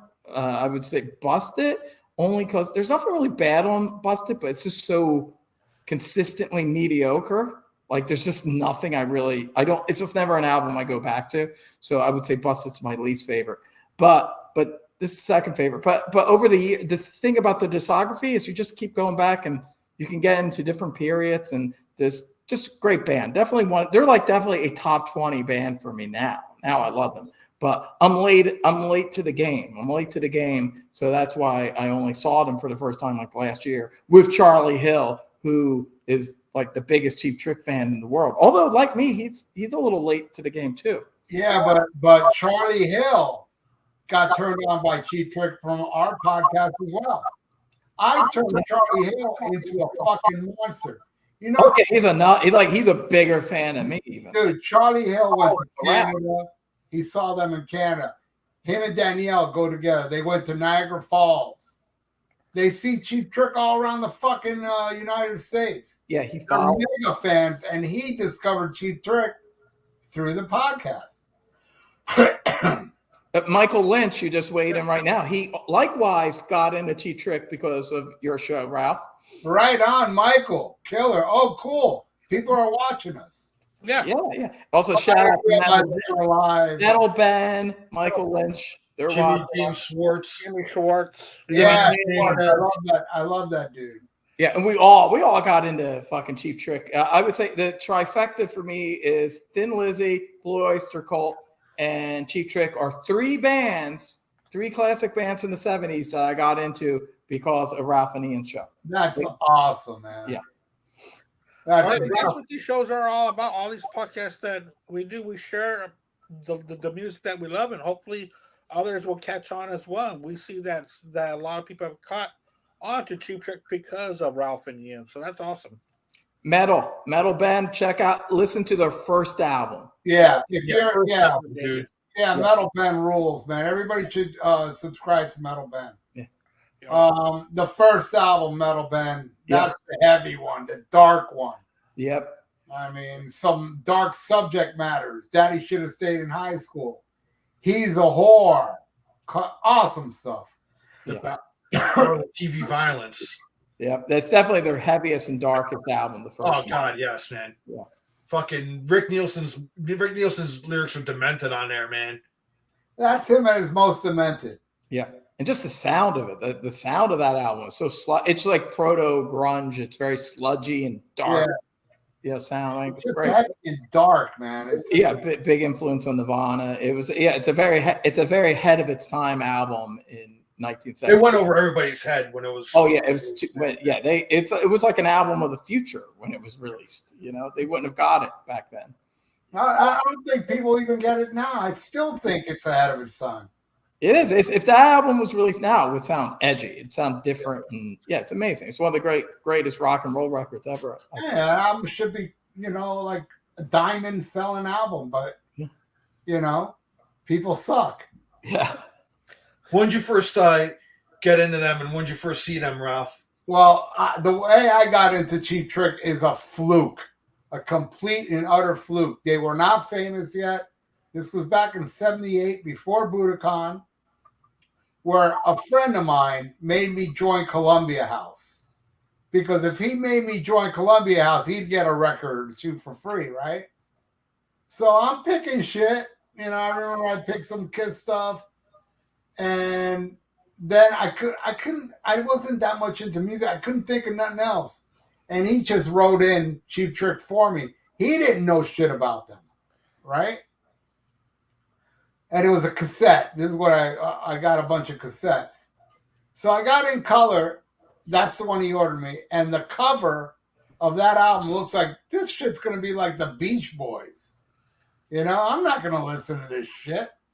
You know, I was like, I didn't listen to it. What I was gonna do was record over it on the King Biscuit Flower Hour. Some, you know, back then they used to play concerts on. Yeah, oh yeah. Yeah. So my friend Yai, who I'm still friends with, and he's on my Facebook, was with me that day, and we're little kids, man. I'm like, hey, man, I'm gonna take you with Cheap Trick, and Yai goes, hey, just play it. Let's see what it sounds like. All right, dude. When that riff of "Hello There" came out, we both became instant fans, and we just couldn't stop listening to this cassette, and we became fanatical. And this was before Budokan.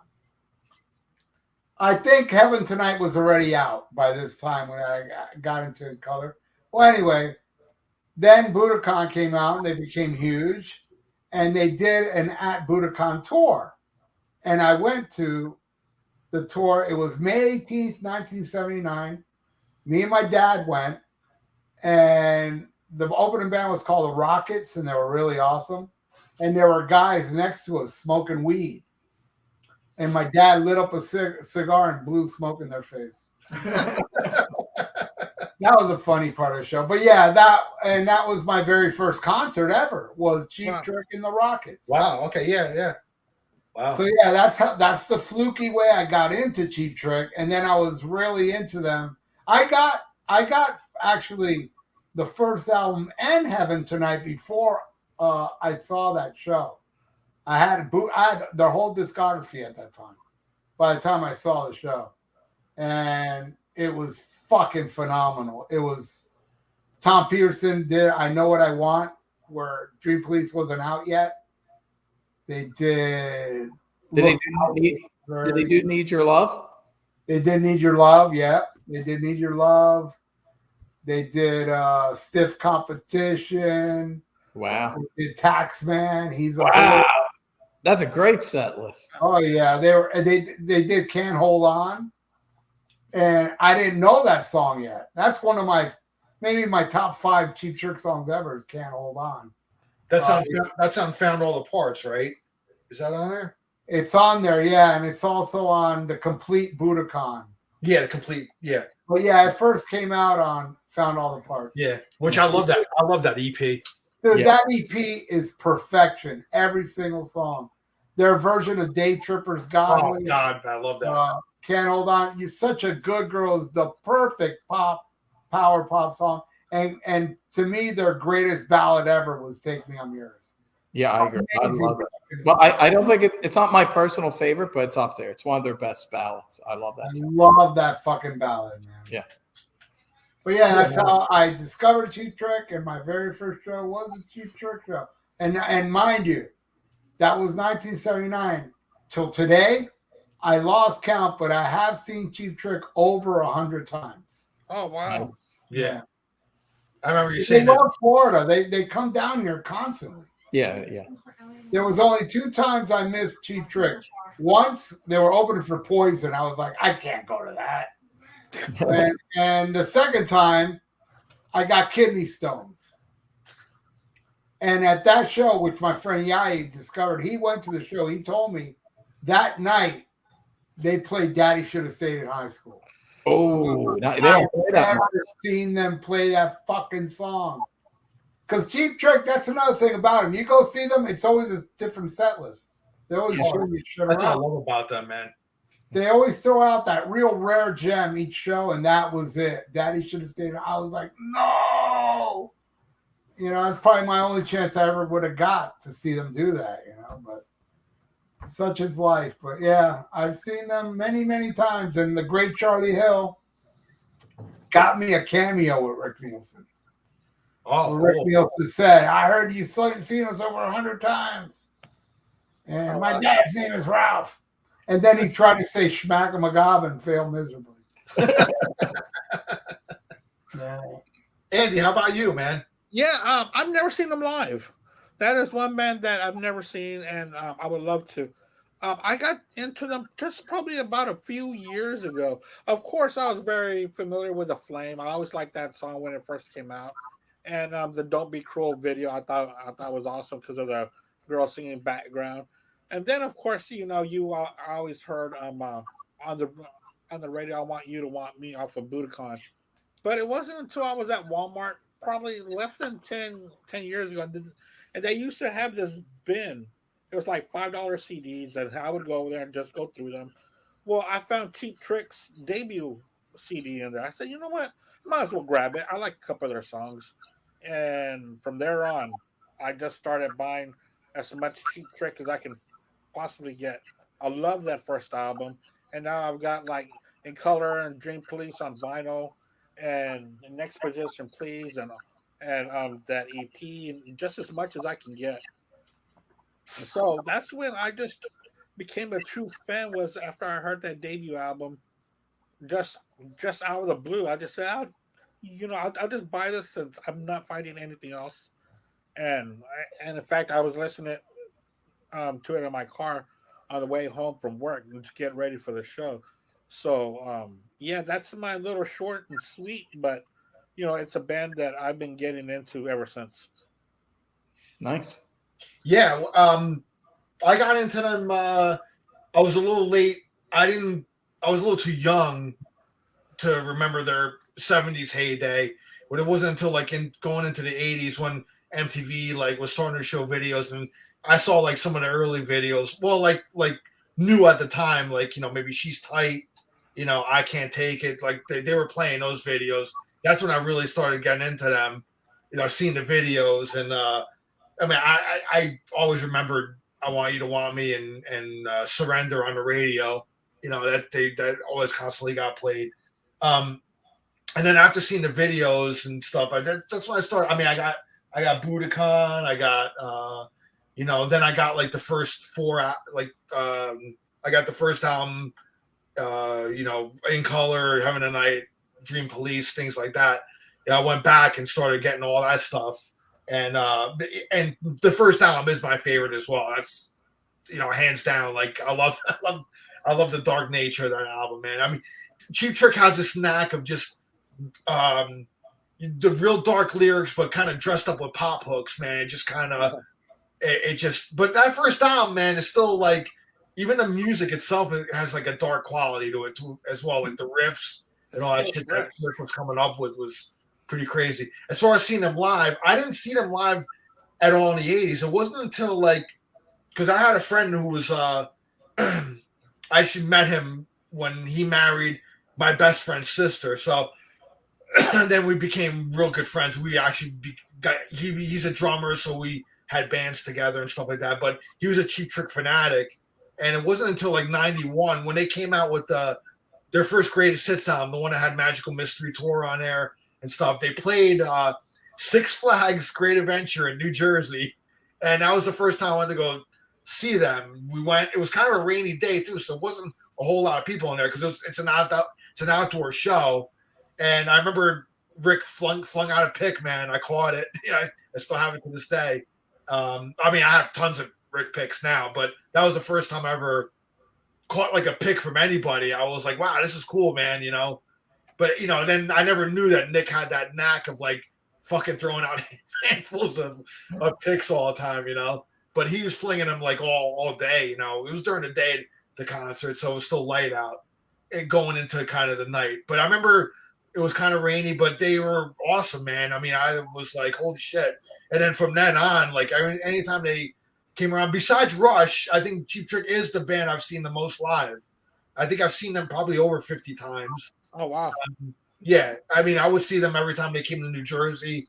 The ones that I love, man, was when they were doing in the mid 90s, they were doing album nights. They were doing like the first album, In Color, and Heaven and Night, and Budokan. They were doing like every night they would do that each album in full. So they were playing a club in New Jersey called the Birch Hill, which was like the premier club back in the day in the 90s, 80s, 90s. And they played there 4 nights, man. I remember I went to all 4 nights. I went to the first album night, the In Color night. So they played all those albums in full, like each night. And then, they would play the album, and then the encore, they'd throw in some songs from the other albums to kind of finish out the set. And then In Color they do the same thing like that. And then I remember the Budokan night. They threw out the Kiss Alive album with the pics. They used to throw out, I don't know if it was an album flat or an actual album cover, but it had pics like around the edge of it. They would throw that out in the crowd. And I remember, man, dude, it just flew right over my hand, man. I almost had it. I was like, shit, man, that would have been great, man, to have that. But it's so awesome that you were at those shows, though. That's so I got to see like the full complete album. So I got to hear like the songs that not a lot of people heard. So I mean, those were like the awesome shows, man. And then another great one too. And this is one of my favorite albums by him was the self-titled one from '97. I love that album. Yeah, that's great. For me, after the first four, like that's probably my fifth favorite album by him. I just love that album so much. Yeah. I'd say I'm thinking about it. Although I do love the one by George Martin too. Why am I spacing on the name of that right now? The 1980 album. All Shook Up. Yes, I love that album too. So like sometimes like it's either that one or the 97 one. I really love Woke Up with a Monster. I do love that one too. I really like that one a lot. But I'd say 97 is my favorite after the first one. Oh God, yes, man. Ralph, don't you think that? I know you regard it very highly. I like All Shook Up more, but after All Shook Up, that's the best album, 97, I think. And I really like Woke Up with a Monster. I thought that was a comeback, but then when I heard 97, I was like, shit, this is even better. That was like a real comeback for me. Yeah, but Woke Up with a Monster was a big improvement of everything they did after All Shook Up, in my opinion. Yes. Yeah. I thought it was a great album. And I know Ted Templeman produced that one. Yeah, and they were on Warner Brothers, and they changed the only album to have a different logo. Yeah, I don't like the logo, but I don't like the cover either. I thought I mean, it's got "Sexy Lady" for Clown. That's kind of cool.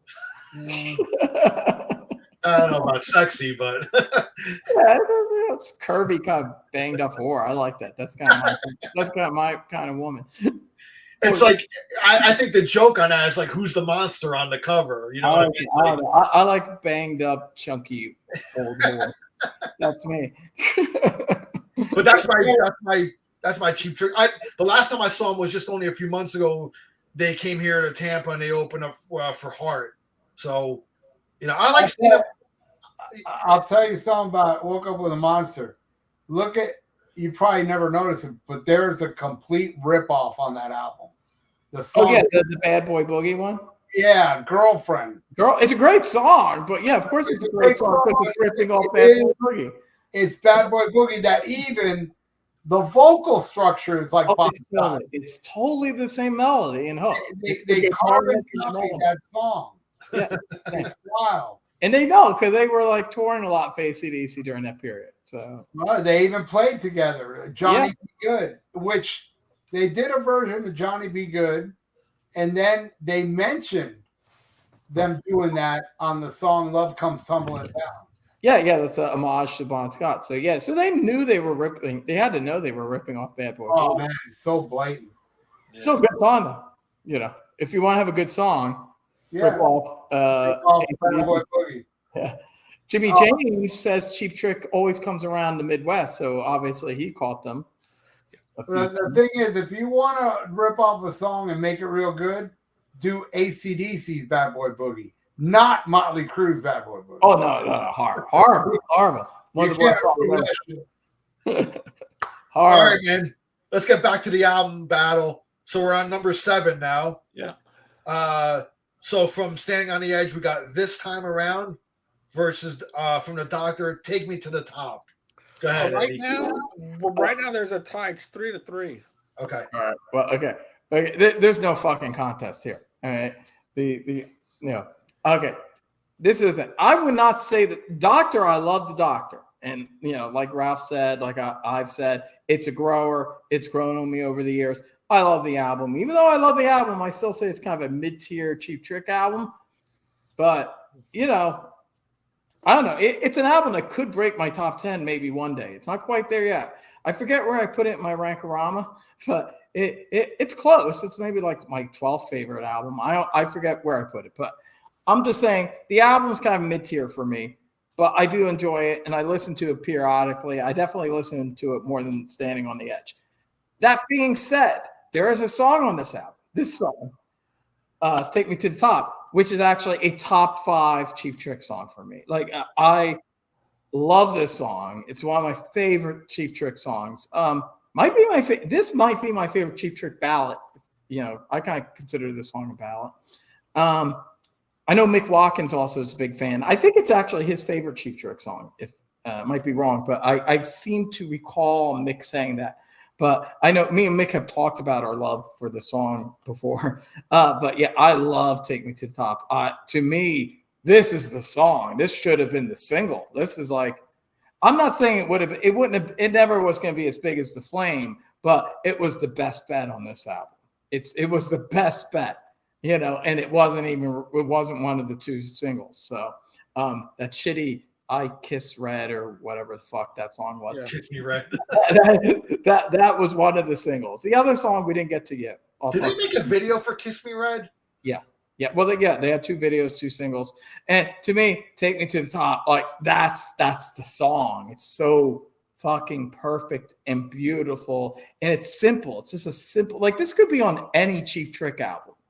This is the one song that, you know, it's just the production, the sound of it, the music, it's so stark. It's just a stark, simple ballad, but which really allows Xander a lot of room to sing and just fucking sing his heart out. Like this could be on any Cheap Trick album from the 70s, 80s, 90s, and onward. And it would be a standout on any Cheap Trick album, in my opinion. To me, this is the song. I love the song. This is a song, like I don't always listen to the Doctor, but I will sometimes go and just listen to Take Me to the Top. If I make a Cheap Trick like playlist for a lady, I'm like trying to get into Cheap Trick, it's like I will always put Take Me to the Top on it. It's one of my all-time favorite Cheap Trick songs. It's amazing. So yeah, there's not one song on Standing on the Edge that could even compete with this song. There's like nothing even close. Even Tonight It's You, which I think is great, doesn't come close to this song. Take Me to the Top is amazing. I love it. Easy win for me. All right, man. Ralph, what do you got, brother? What song is it again? This Time Around versus Take Me to the Top. Yeah, This Time Around sucks. Good vocals though. I do like her singing on it. And yeah, Take Me to the Top's the best song on this album, man. Right on. I remember, you know, back when I bought the Doctor, I played it. I didn't like it, and I heard it all. And then when I got the Sex America Cheap Trick, it had this song on it. And I was like, whoa, wait a second. This was off the Doctor? This is a damn good song, man. And I remember back then I gave Doctors a couple more chances. It still wasn't sticking with me back then, but ever since I got that box set, because I didn't catch it the first time I heard it. But when I got that box set, I fell in love with the song. One of the best Cheap Trick ballads. It's gorgeous. It's beautiful. And like Eddie said, it can fit on any album, you know? And by the way, I want to give a shout out to Tom Warman. Tom Warman and Jack Douglas and George Martin, the 3 greatest Cheap Trick producers, in my opinion. Especially Tom Warman. What he did with the strings on Dream Police and Heaven Tonight. Oh, yeah. Guy's a genius. And you know who thinks he sucks? Funny. My good buddy, Martin Popoff. Oh. No. No, really? And you know another thing Martin Popoff said? This one goes out to Eddie Canistracci. Because Eddie Canistracci said this once, and I thought to myself, damn, he makes a lot of sense. Eddie Canistracci one time said, Jimmy Page is one of the greatest producers of all time. And I thought about it. I was like, yeah, you know, that the sound on Physical Graffiti and House of the Holy is so perfect. Nobody can Popoff thinks he sucks too. He's got maybe a hearing issue. I blame Canada. No, Maybe but the some of the Canadian best thing. sound- Yeah. but those Led Zeppelin albums are some of the best sounding albums they're sonically perfect. Like, Yeah. I mean, all of them. I'm especially peaking by Houses of Holy and Physical Graffiti, but He doesn't get the credit.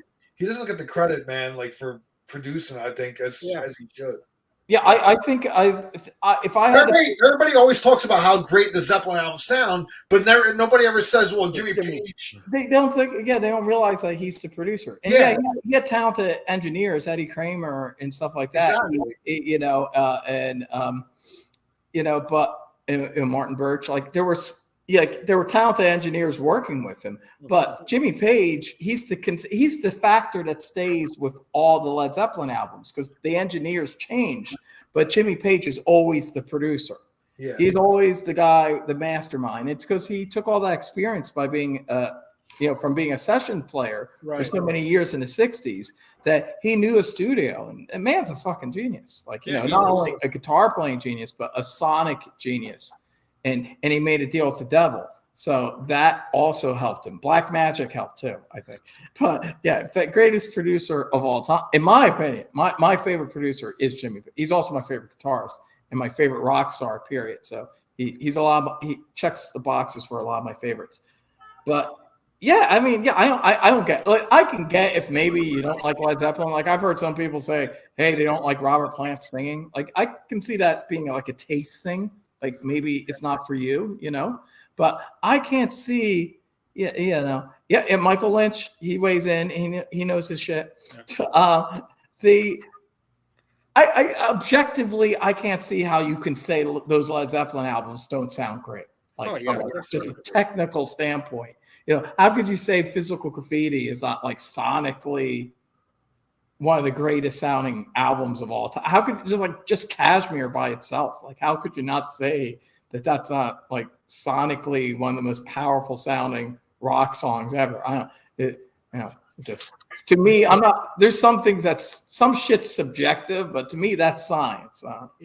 Maybe they must deny science in Canada. That's all I gotta say. All right. So Ralph, you went with Take Me to the Top, right? Yeah, he did. Okay. Yeah, but let me just say something real quick. I don't know if you guys know this, but I've recently become woke. I'm woke now. Wow, interesting. And I got to say, Michael Lynch, your last name offends me. Gotta change your last name, Michael. Oh man, Andy, go ahead, brother. Yeah, I'm going to go on the other side. I'm going to go with This Time Around. Whoa! Yeah, I'm going to go with This Time Around. I think Andy just went woke. Andy's just being true to himself. So, you want to move to Canada, Andy? I thought you lived in Texas. What the hell? What kind of opinion is this? Yeah, are you in Canada like Martin Papa? No. I'm closer to Mexico. But, I am going with This Time Around. All right. Standing on the Edge. All right, I'm going with Take Me to the Top. I love that's the only, I think I've only picked like 3 songs off the Doctor so far. That's the third one there. But that's a great one. That's probably my favorite one on the album as well. This time around, Xander's vocals is great on that one. I think he gave me kind of a Lennon vibe, actually, the way he was singing on there. Kind of a John Lennon vibe a bit on that song. But still, Take Me to the Top is such a much superior song for me. So Take Me to the Top is my pick. So we go to number 8.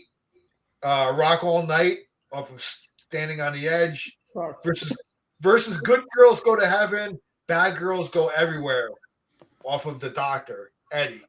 Okay. Neither song is great by any means, but definitely Good Girls Go to Heaven is better than, because the other songs is horrible. The Rock Me All Night, it's generic. I mean, this is, I'm a guy that loves Fly on the Wall. And I like Theater of Pain, so like I'm not against some fucking dumb mid-80s fucking cock rock. I enjoy some dumb mid-80s cock rock.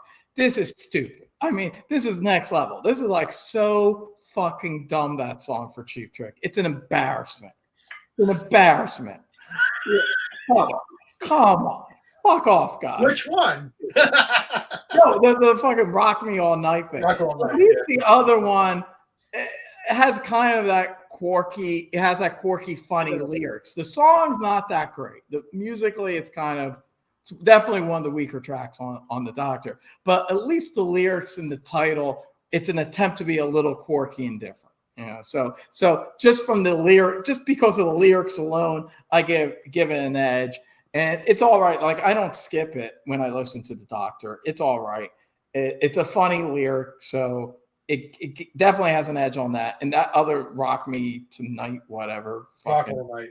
Rock All Night. That's horrible. That's just Almost as horrible as the Billy Squire video, right? Yeah. Second worst song on the album. It's shitty. So give it to Good Girls. But I like the idea because I'm a fan of slutty women. So I like this idea that good girls go to heaven, but bad girls go everywhere. I wish the song was better. Like I feel like that title deserves a better song, but still the title alone makes it win. So there you go.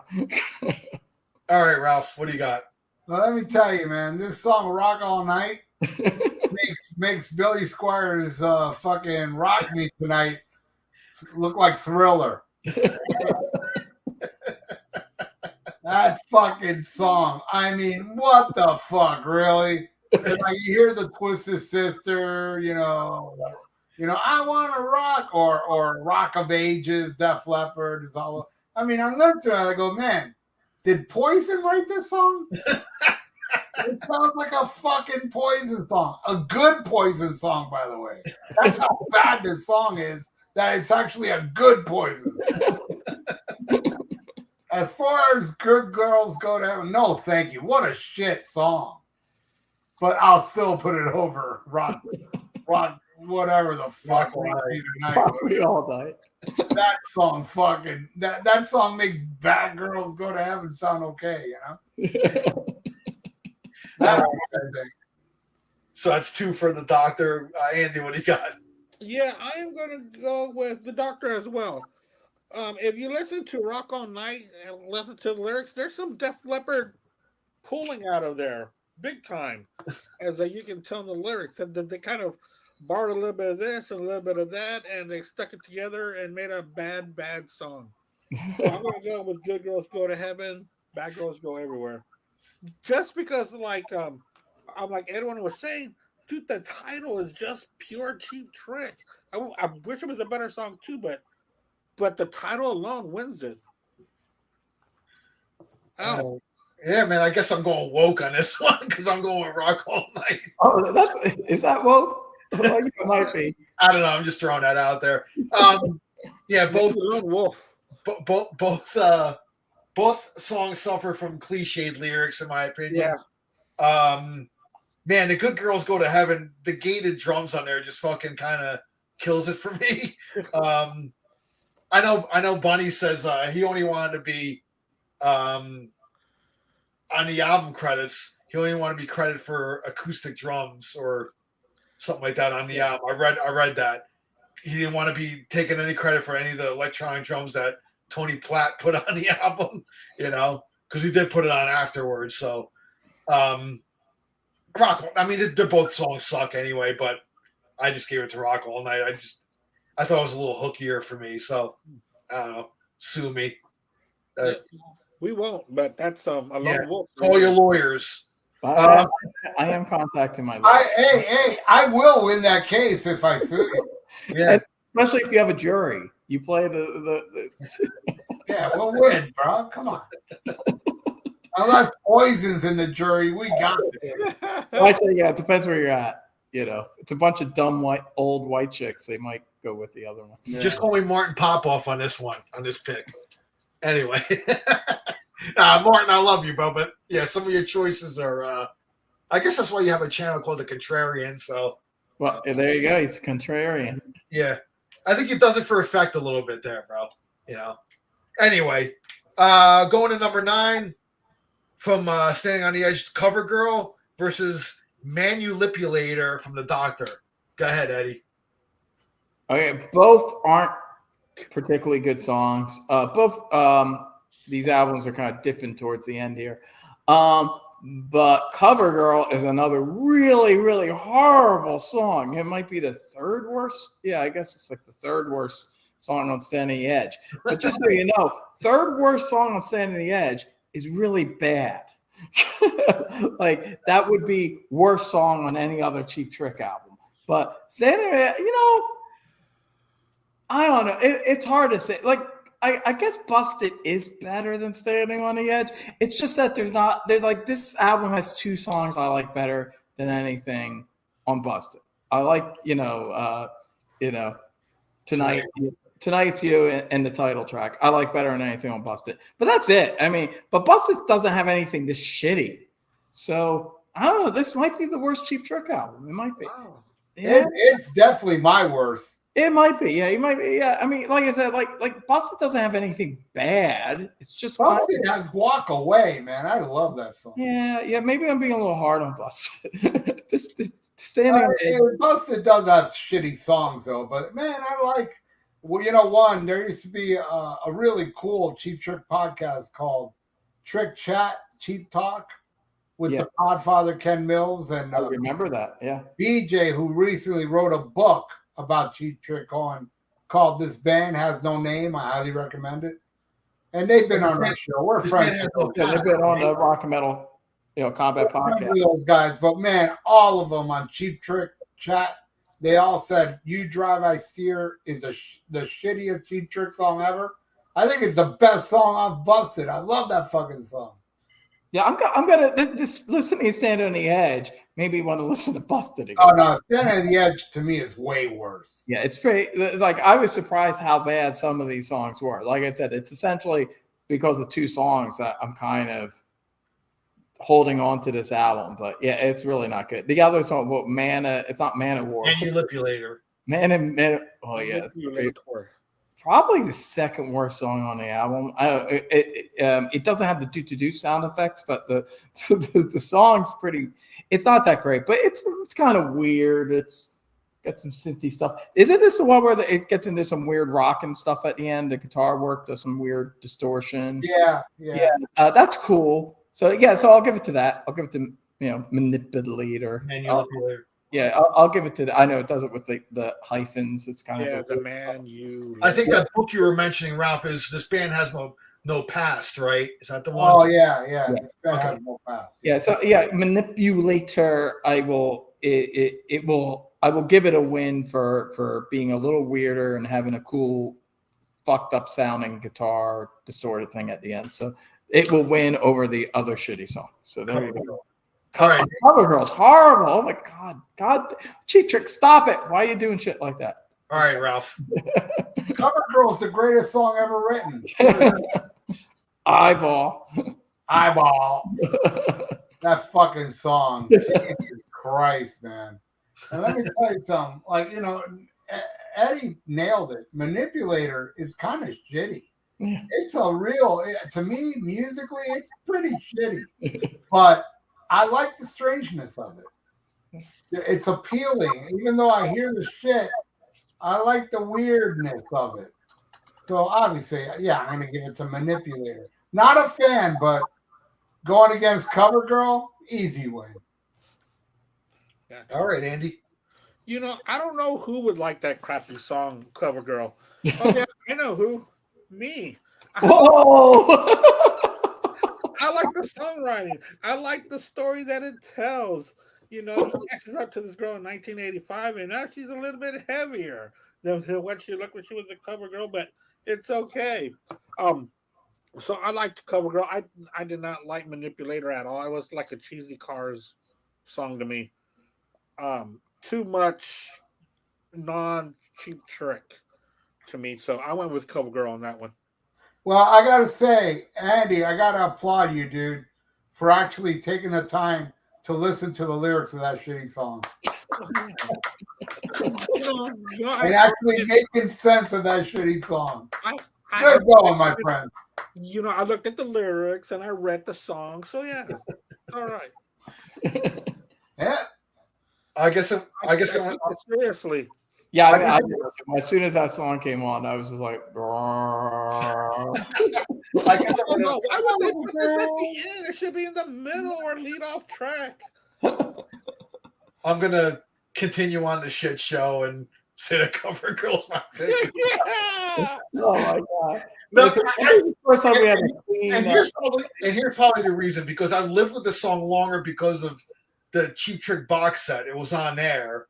So before I made that box set? yeah, before because Standing on the Edge and the Doctor were really like the last two Cheap Trick albums I ever got as a whole.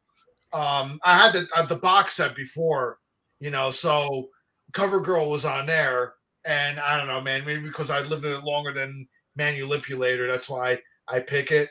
But the box set is where I first heard it. That box set is actually one of my favorite box sets, though. I love.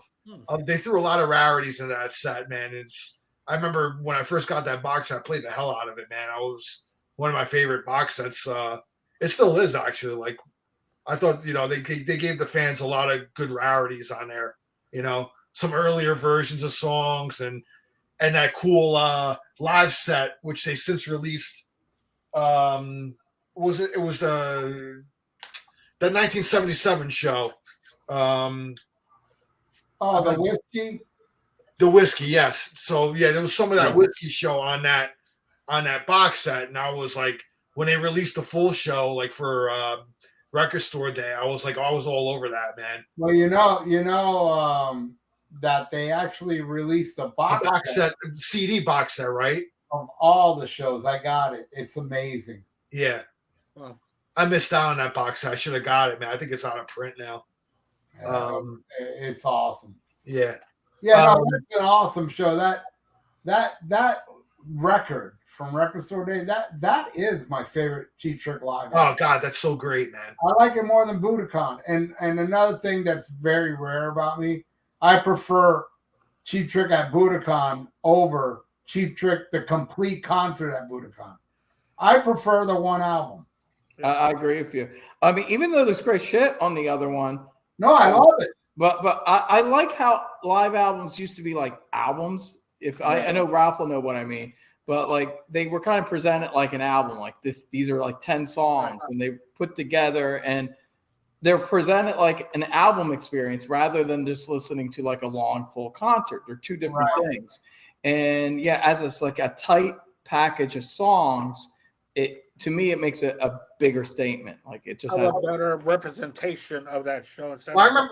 I remember before the complete Budokan, though, they did have Budokan 2. Remember when that came out? Yeah, which a lot of that is on the complete concert, and then they used some songs from the Dream Police tour. Yeah, like two or three songs, right, or something. Yeah, like that. yeah, but yeah, most of that is in the complete concert. Like what songs like they did first album song, Speak Now Forever Hold Your Peace is on there. These are songs they did at the original Budokan that were taken out. And they're all on Budokan too. But then there's the Budokan box, the CD box set that brings all the shows in Japan and the DVD. Yeah, I got that one. Oh wow. Of the Japanese TV broadcast. Yeah. Love that. I love that package. It's great. All right, so we're down to the last track. One thing. That was track 9, and that's the first time we split. Yeah, that's the first time there was a 50-50 split. Yeah, first time. So on to the last track, man. So it's Wild Wild Women from Staying on the Edge versus It's Only Love from the Doctor. Eddie, go ahead, man. It's an easy one. Wild Wild Women sucks. It's stupid.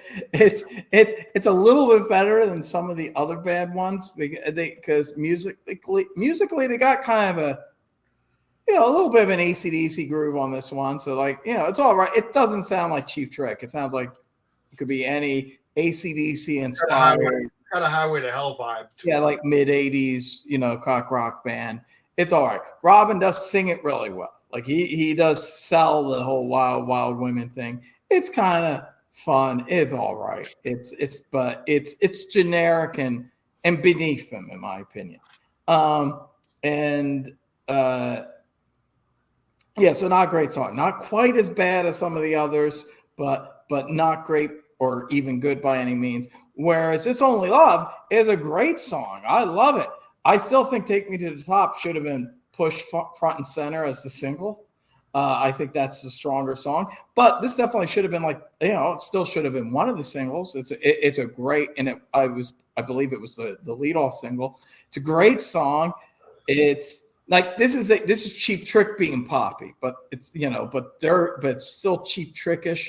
It's kind of weird. It has like a kind of hard rocking part, but then it's like pure pop, perfection in the chorus. And Xander sings the shit out of it. And it's a great song. It's just a really great, catchy mid-'80s Cheap Trick song.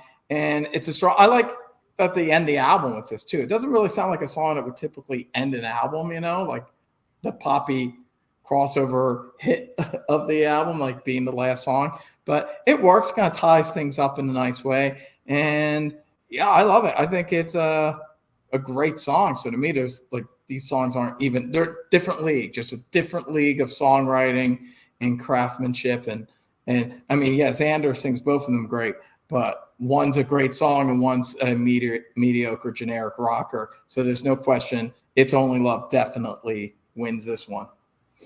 All right. Ralph, man, what do you got? Yeah, Wow Wow Women. Yeah, fucking thank God this album's over.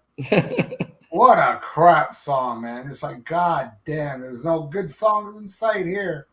And It's Only Love is awesome. It was, I remember seeing the video for this on MTV before I found the album for a couple bucks. And I didn't really think much of it. MTV didn't show it much. I maybe seen it twice. And the video's fucking annoying, man. I don't know if you ever seen that video, but it fucking annoys the piss out of me. It's Wang Chung. Everybody had fun. Yeah, it's the Wang Chung video. And I don't even like that fucking Wang Chung video, that constant camera moving. Yeah, but what it does have that's kind of like, it broke some thing was that's the only video that featured sign language through the whole song. It was like a nurse doing sign language the whole song. But the song is great, man. The video sucks. So yeah, of course, man. Come on. The Doctor, man. I don't think tonight won, right? That was the only one that won for me, right? Yeah. You just picked one song off of Standing on the Edge. Yeah, and it was the best song from the album, so it makes sense. Yeah. 9-1 on that. I didn't pick. I think I only picked two from. You picked 3. I picked 3. Yeah. Okay. So, All right, Andy. Yeah, I'm gonna go with It's Only Love, Wild Wild Woman or whatever. That song went like nowhere. It was just a boring song without any direction at all. The music was bad, and it was like the band was just putting in another song on there so that they could have 10 on there. So easily, It's Only Love. And for me, that was 5-5. It's a tie for me. I'm ending it off with It's Only Love as well, so it's another sweep. Sweep for the Doctor. Well, It's Only Love was one.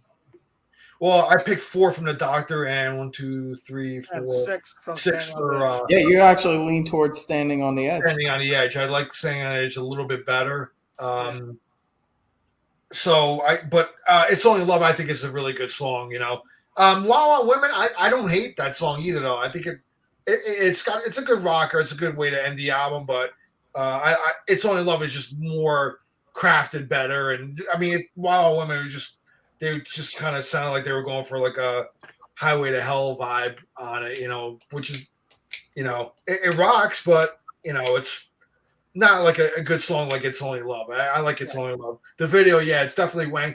And Wang Chung, I think that came out the same year, 86. So I don't know which video was first, actually. So I don't know. Somebody was biting off somebody else. So 86 thing. It's an 86 thing, But yeah, It's Only Love for me. So that's a sweep. So overall, though, what do you got, Andy? You got an overall? Overall, the Doctor wins 6-3. Yeah, Doctor. Yeah. And there was one song was a tie, which was Split. Yeah, it was a split. split off of CoverGirl and Manipulator. But the Doctor won 6-3. Ed went more towards the Doctor on his. He went 7-3. Dr. Fuck went 9-1. The Doctor. And I What was went the one? Wait, hold on. Ralph, what was the one that you picked off from Standing on the Edge? The title track? No, tonight Tonight it's you. Tonight's You. Okay. All right. Yeah. Tonight it's You is what he picked. Okay. And me was 50-50 on it. So I guess I liked both albums, or both albums were just okay. And then Al has Standing on the Edge 6-4. by 6-4, yeah. Yeah. Yeah. All right, man. So yeah, that's that. Thank you guys for being on. Andy, what do we got thank you next so week? much. Yeah, next week. Are we going back on Wednesdays next week, Al? Yes, sir. Okay, on next Wednesday, we got a really good show. And I think Metal Mike is already going to be on this one. Ooh, Metal Mike's gonna be on. I gotta check that out. I gotta contact him. This is going to be same song title, different song. Now, Yeah, there's quite a few of them. now, if you think about it, just think of Black Sabbath and David Bowie Changes. Bad Boy Boogie. Yeah. Yeah. Or Black Sabbath in the Smithereens, Behind the Wall of Sleep. Which I love both songs, man. Okay. You know what? Speaking of, no, it wasn't the Smithereens. There's a couple. There's a whole bunch of Jailbaits. They're all great too. Every song called Jailbait's great, by the way. Yeah. So that's what we're doing next Wednesday. I thought that this was going to be kind of hard, but then after one night, I was like, we're going to have to do a part 2 to this episode. There's a lot of songs that got the same damn title. Yeah. So we're doing that next Wednesday at 7:00 Central Time. 8 o'clock Eastern. Yeah. Yeah, we're gonna be starting an hour earlier now because we were normally starting at 9 Eastern. Now we're pushing it up to 8. So that's gonna be our normal time now. Yeah, it is. Eddie, what do you got coming up, man? Anything We were on hiatus. The Rock Overview podcast was on a hiatus, but we are back. Yeah, Eric has worked out some of his shit. So probably starting next month, we're going to start recording some new episodes. We still have a really cool, fun episode about the second Vinnie Vincent Invasion album. That was a fun album to review. With Samuel Wetz was our guest on that one, and Eric's working on that one, editing. So that will be the next episode that comes out, maybe in the next few weeks. So yeah, if you're a Kiss fan, and if you're such a Kiss tard that you actually like Vinnie Vincent like solo albums, yeah, so listen to that. That'll be coming out in a few weeks. It's a funny review. It's always funnier when, well, spoiler alert, when maybe one of us doesn't really like the album a lot. So if you want to hear some Vinnie Vincent bashing, that will be coming out in a few weeks. And I got a Jaws related video, so I do some movie stuff. I know Ralph's a big Jaws fan like me. That's going to be actually my next YouTube video. I want to start mixing a little movie stuff with the music stuff. Yeah. I'm a big fan of both the music. Very cool. Yeah. So just real quick on the Jaws thing. Yeah. When I was still living in New Jersey, my wife and I, my daughter had never seen the movie, so we went and actually saw it we went to a theater that had the orchestra playing the score of it along with the movie live. Yeah. Oh, that's awesome. Yeah. That's awesome. That's amazing. And that was fucking awesome. And my daughter loved it, man. Like she literally she jumped certain times, and we all know the movie, but for her, to see her watch it for the first time was kind of a thrill for me because it's to see it on the big screen and with an orchestra doing that amazing John Williams score. Yeah, I saw it like a year ago in 3D, and it was unbelievable. Oh wow. I'll tell you a thing I never knew about Jaws till last week, and if you guys might know that I am a Jaws fanatic. Yeah. You know, I mean, I know everything about Jaws, but here's something that shocked me. Pippet didn't die. They say that off screen. I mean, No. you don't sell They don't say it off screen. After that scene, you see Pippet. You do? What scene? the scene where Sheriff Brody is running. Remember when after the dog? Well, When dog, it's in the pond, when he's running to like the pond where after he ate Alex. Okay, yeah. Remember in the pond? Yeah, in the The pond. chick was like, "Shark!" Yeah. You see the dog. Yeah, when Brody is running on the wood little thing, the Yeah. dog is right there, man. Well, I'll have to check that out. Yeah, I never noticed that. I always assumed he died, but they never showed you. Somebody else noticed it and pointed it out on YouTube. I was like, "Fuck!" So it can't be on that site, doesthedogdie.com. You know about that site? No. There's a site for woke people that are very sensitive. It's doesthedogdie.com. So people go to just to make sure if they're about to watch a movie, they want to make sure does the dog die or not. Obviously they don't see spoiler alert the John Wick movies. But anyway, so or like Lassie Comes Home or Old Yeller. No, that's the one. Old Yeller dies. But anyway, so people go. It's an actual real website. People go to make sure dogs don't die. So I don't know if tip it so it can't be on that now. But yeah, they got to take that down. They got to take that down. You never saw him. You just saw, but it did imply it because you saw the stick or the floating in the water. Right. There was the implication. But the very sad news in reality, Pippet really is dead now. Oh, he would have to. Yeah.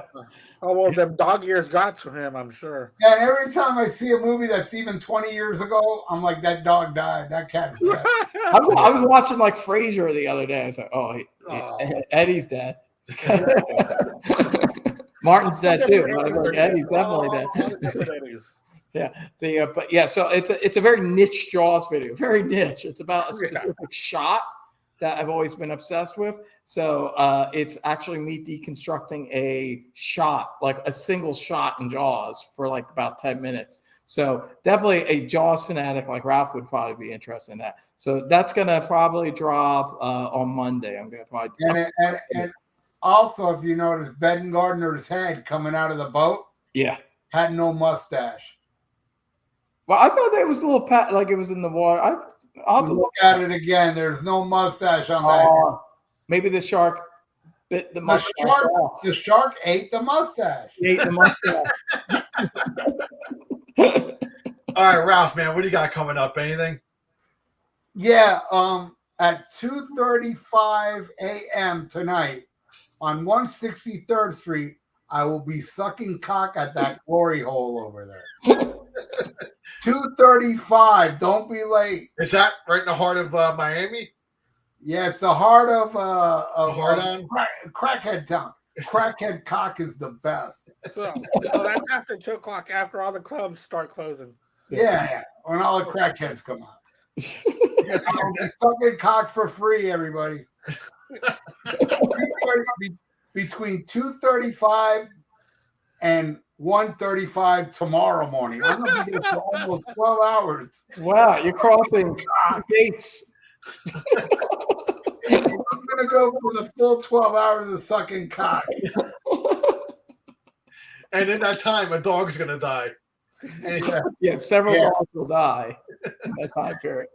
All right, man. Yeah, what's my plug? Oh yeah. Also, on my other podcast, 3 Shots Down, we just released a it's called An American Tragedy: The Plane Crash of Leonard Skinner. We just put that out there on 3 Doors Down with me, Kate Doré, and Jerry Soupy. So be sure to check that out. That's on all other podcasting shows. Like it's on Apple and Spotify and Podbean. So if y'all want to check it out, we've been getting a lot of very good feedback on those. So we just put that one out yesterday or the day before. Ain't it fucked up that in 1977, Leonard Skinner had a plane crash, and now in 2024, Leonard Skinner is having a lot of train wrecks. Hey, listen, man. Scab Skinner. We've been Scab Skinner for a long time since that plane crash. A very long time. Longer than the original band. Yeah, well, actually, they might be the longest scab act ever. So they might. I stopped right there. I stopped at 77. I don't listen. Yeah, you get after that. You're a wise man. I don't go anywhere after Ronnie Van Zant. No, after that, I don't You know care if Skinner, brother yeah. Johnny's there. It's No, not no. Skinner, man. That's Bushy what his favorite Skinner album is. It's probably Who's favorite? it's probably God and Guns or something like that. God's pretty good. Pretty good. Pretty good. It's better than Street Survivors. Yeah. No, but that band completely lost everything that they stood for. Or the original band stood for. It went way off track. I mean, Oh yeah, they were always like this nuanced, more complicated view of the South, and then they became a caricature of the South afterwards. Yeah, totally different band. totally different. It's not even close to. Ronnie would hate it. Actually, he would. Oh yeah, definitely. hated that shit. It's, of course, because that message is completely opposite of what he was. Yeah. No, I agree. I agree 100%. Yeah, and just the music. It just, I only sampled it a couple times. I was like, oh. I was like, didn't even bother. I couldn't even listen past a couple songs. It's just like that ain't Skinner. Oh, that's bad. No, that's horrible. All right, man. Well, that's for the show for tonight. Thank you, Eddie. Thanks, Ralph. I appreciate it, man. All right, guys. You guys rule. OU812 is better than Rubber Soul. On that note, smack him a butt gob and Smack him a gob. have a great night. Take care, everybody. Thanks a lot, Later, guys. everyone. Lots of fun. Thanks for having me. Bye. Bye. Good night. Good night.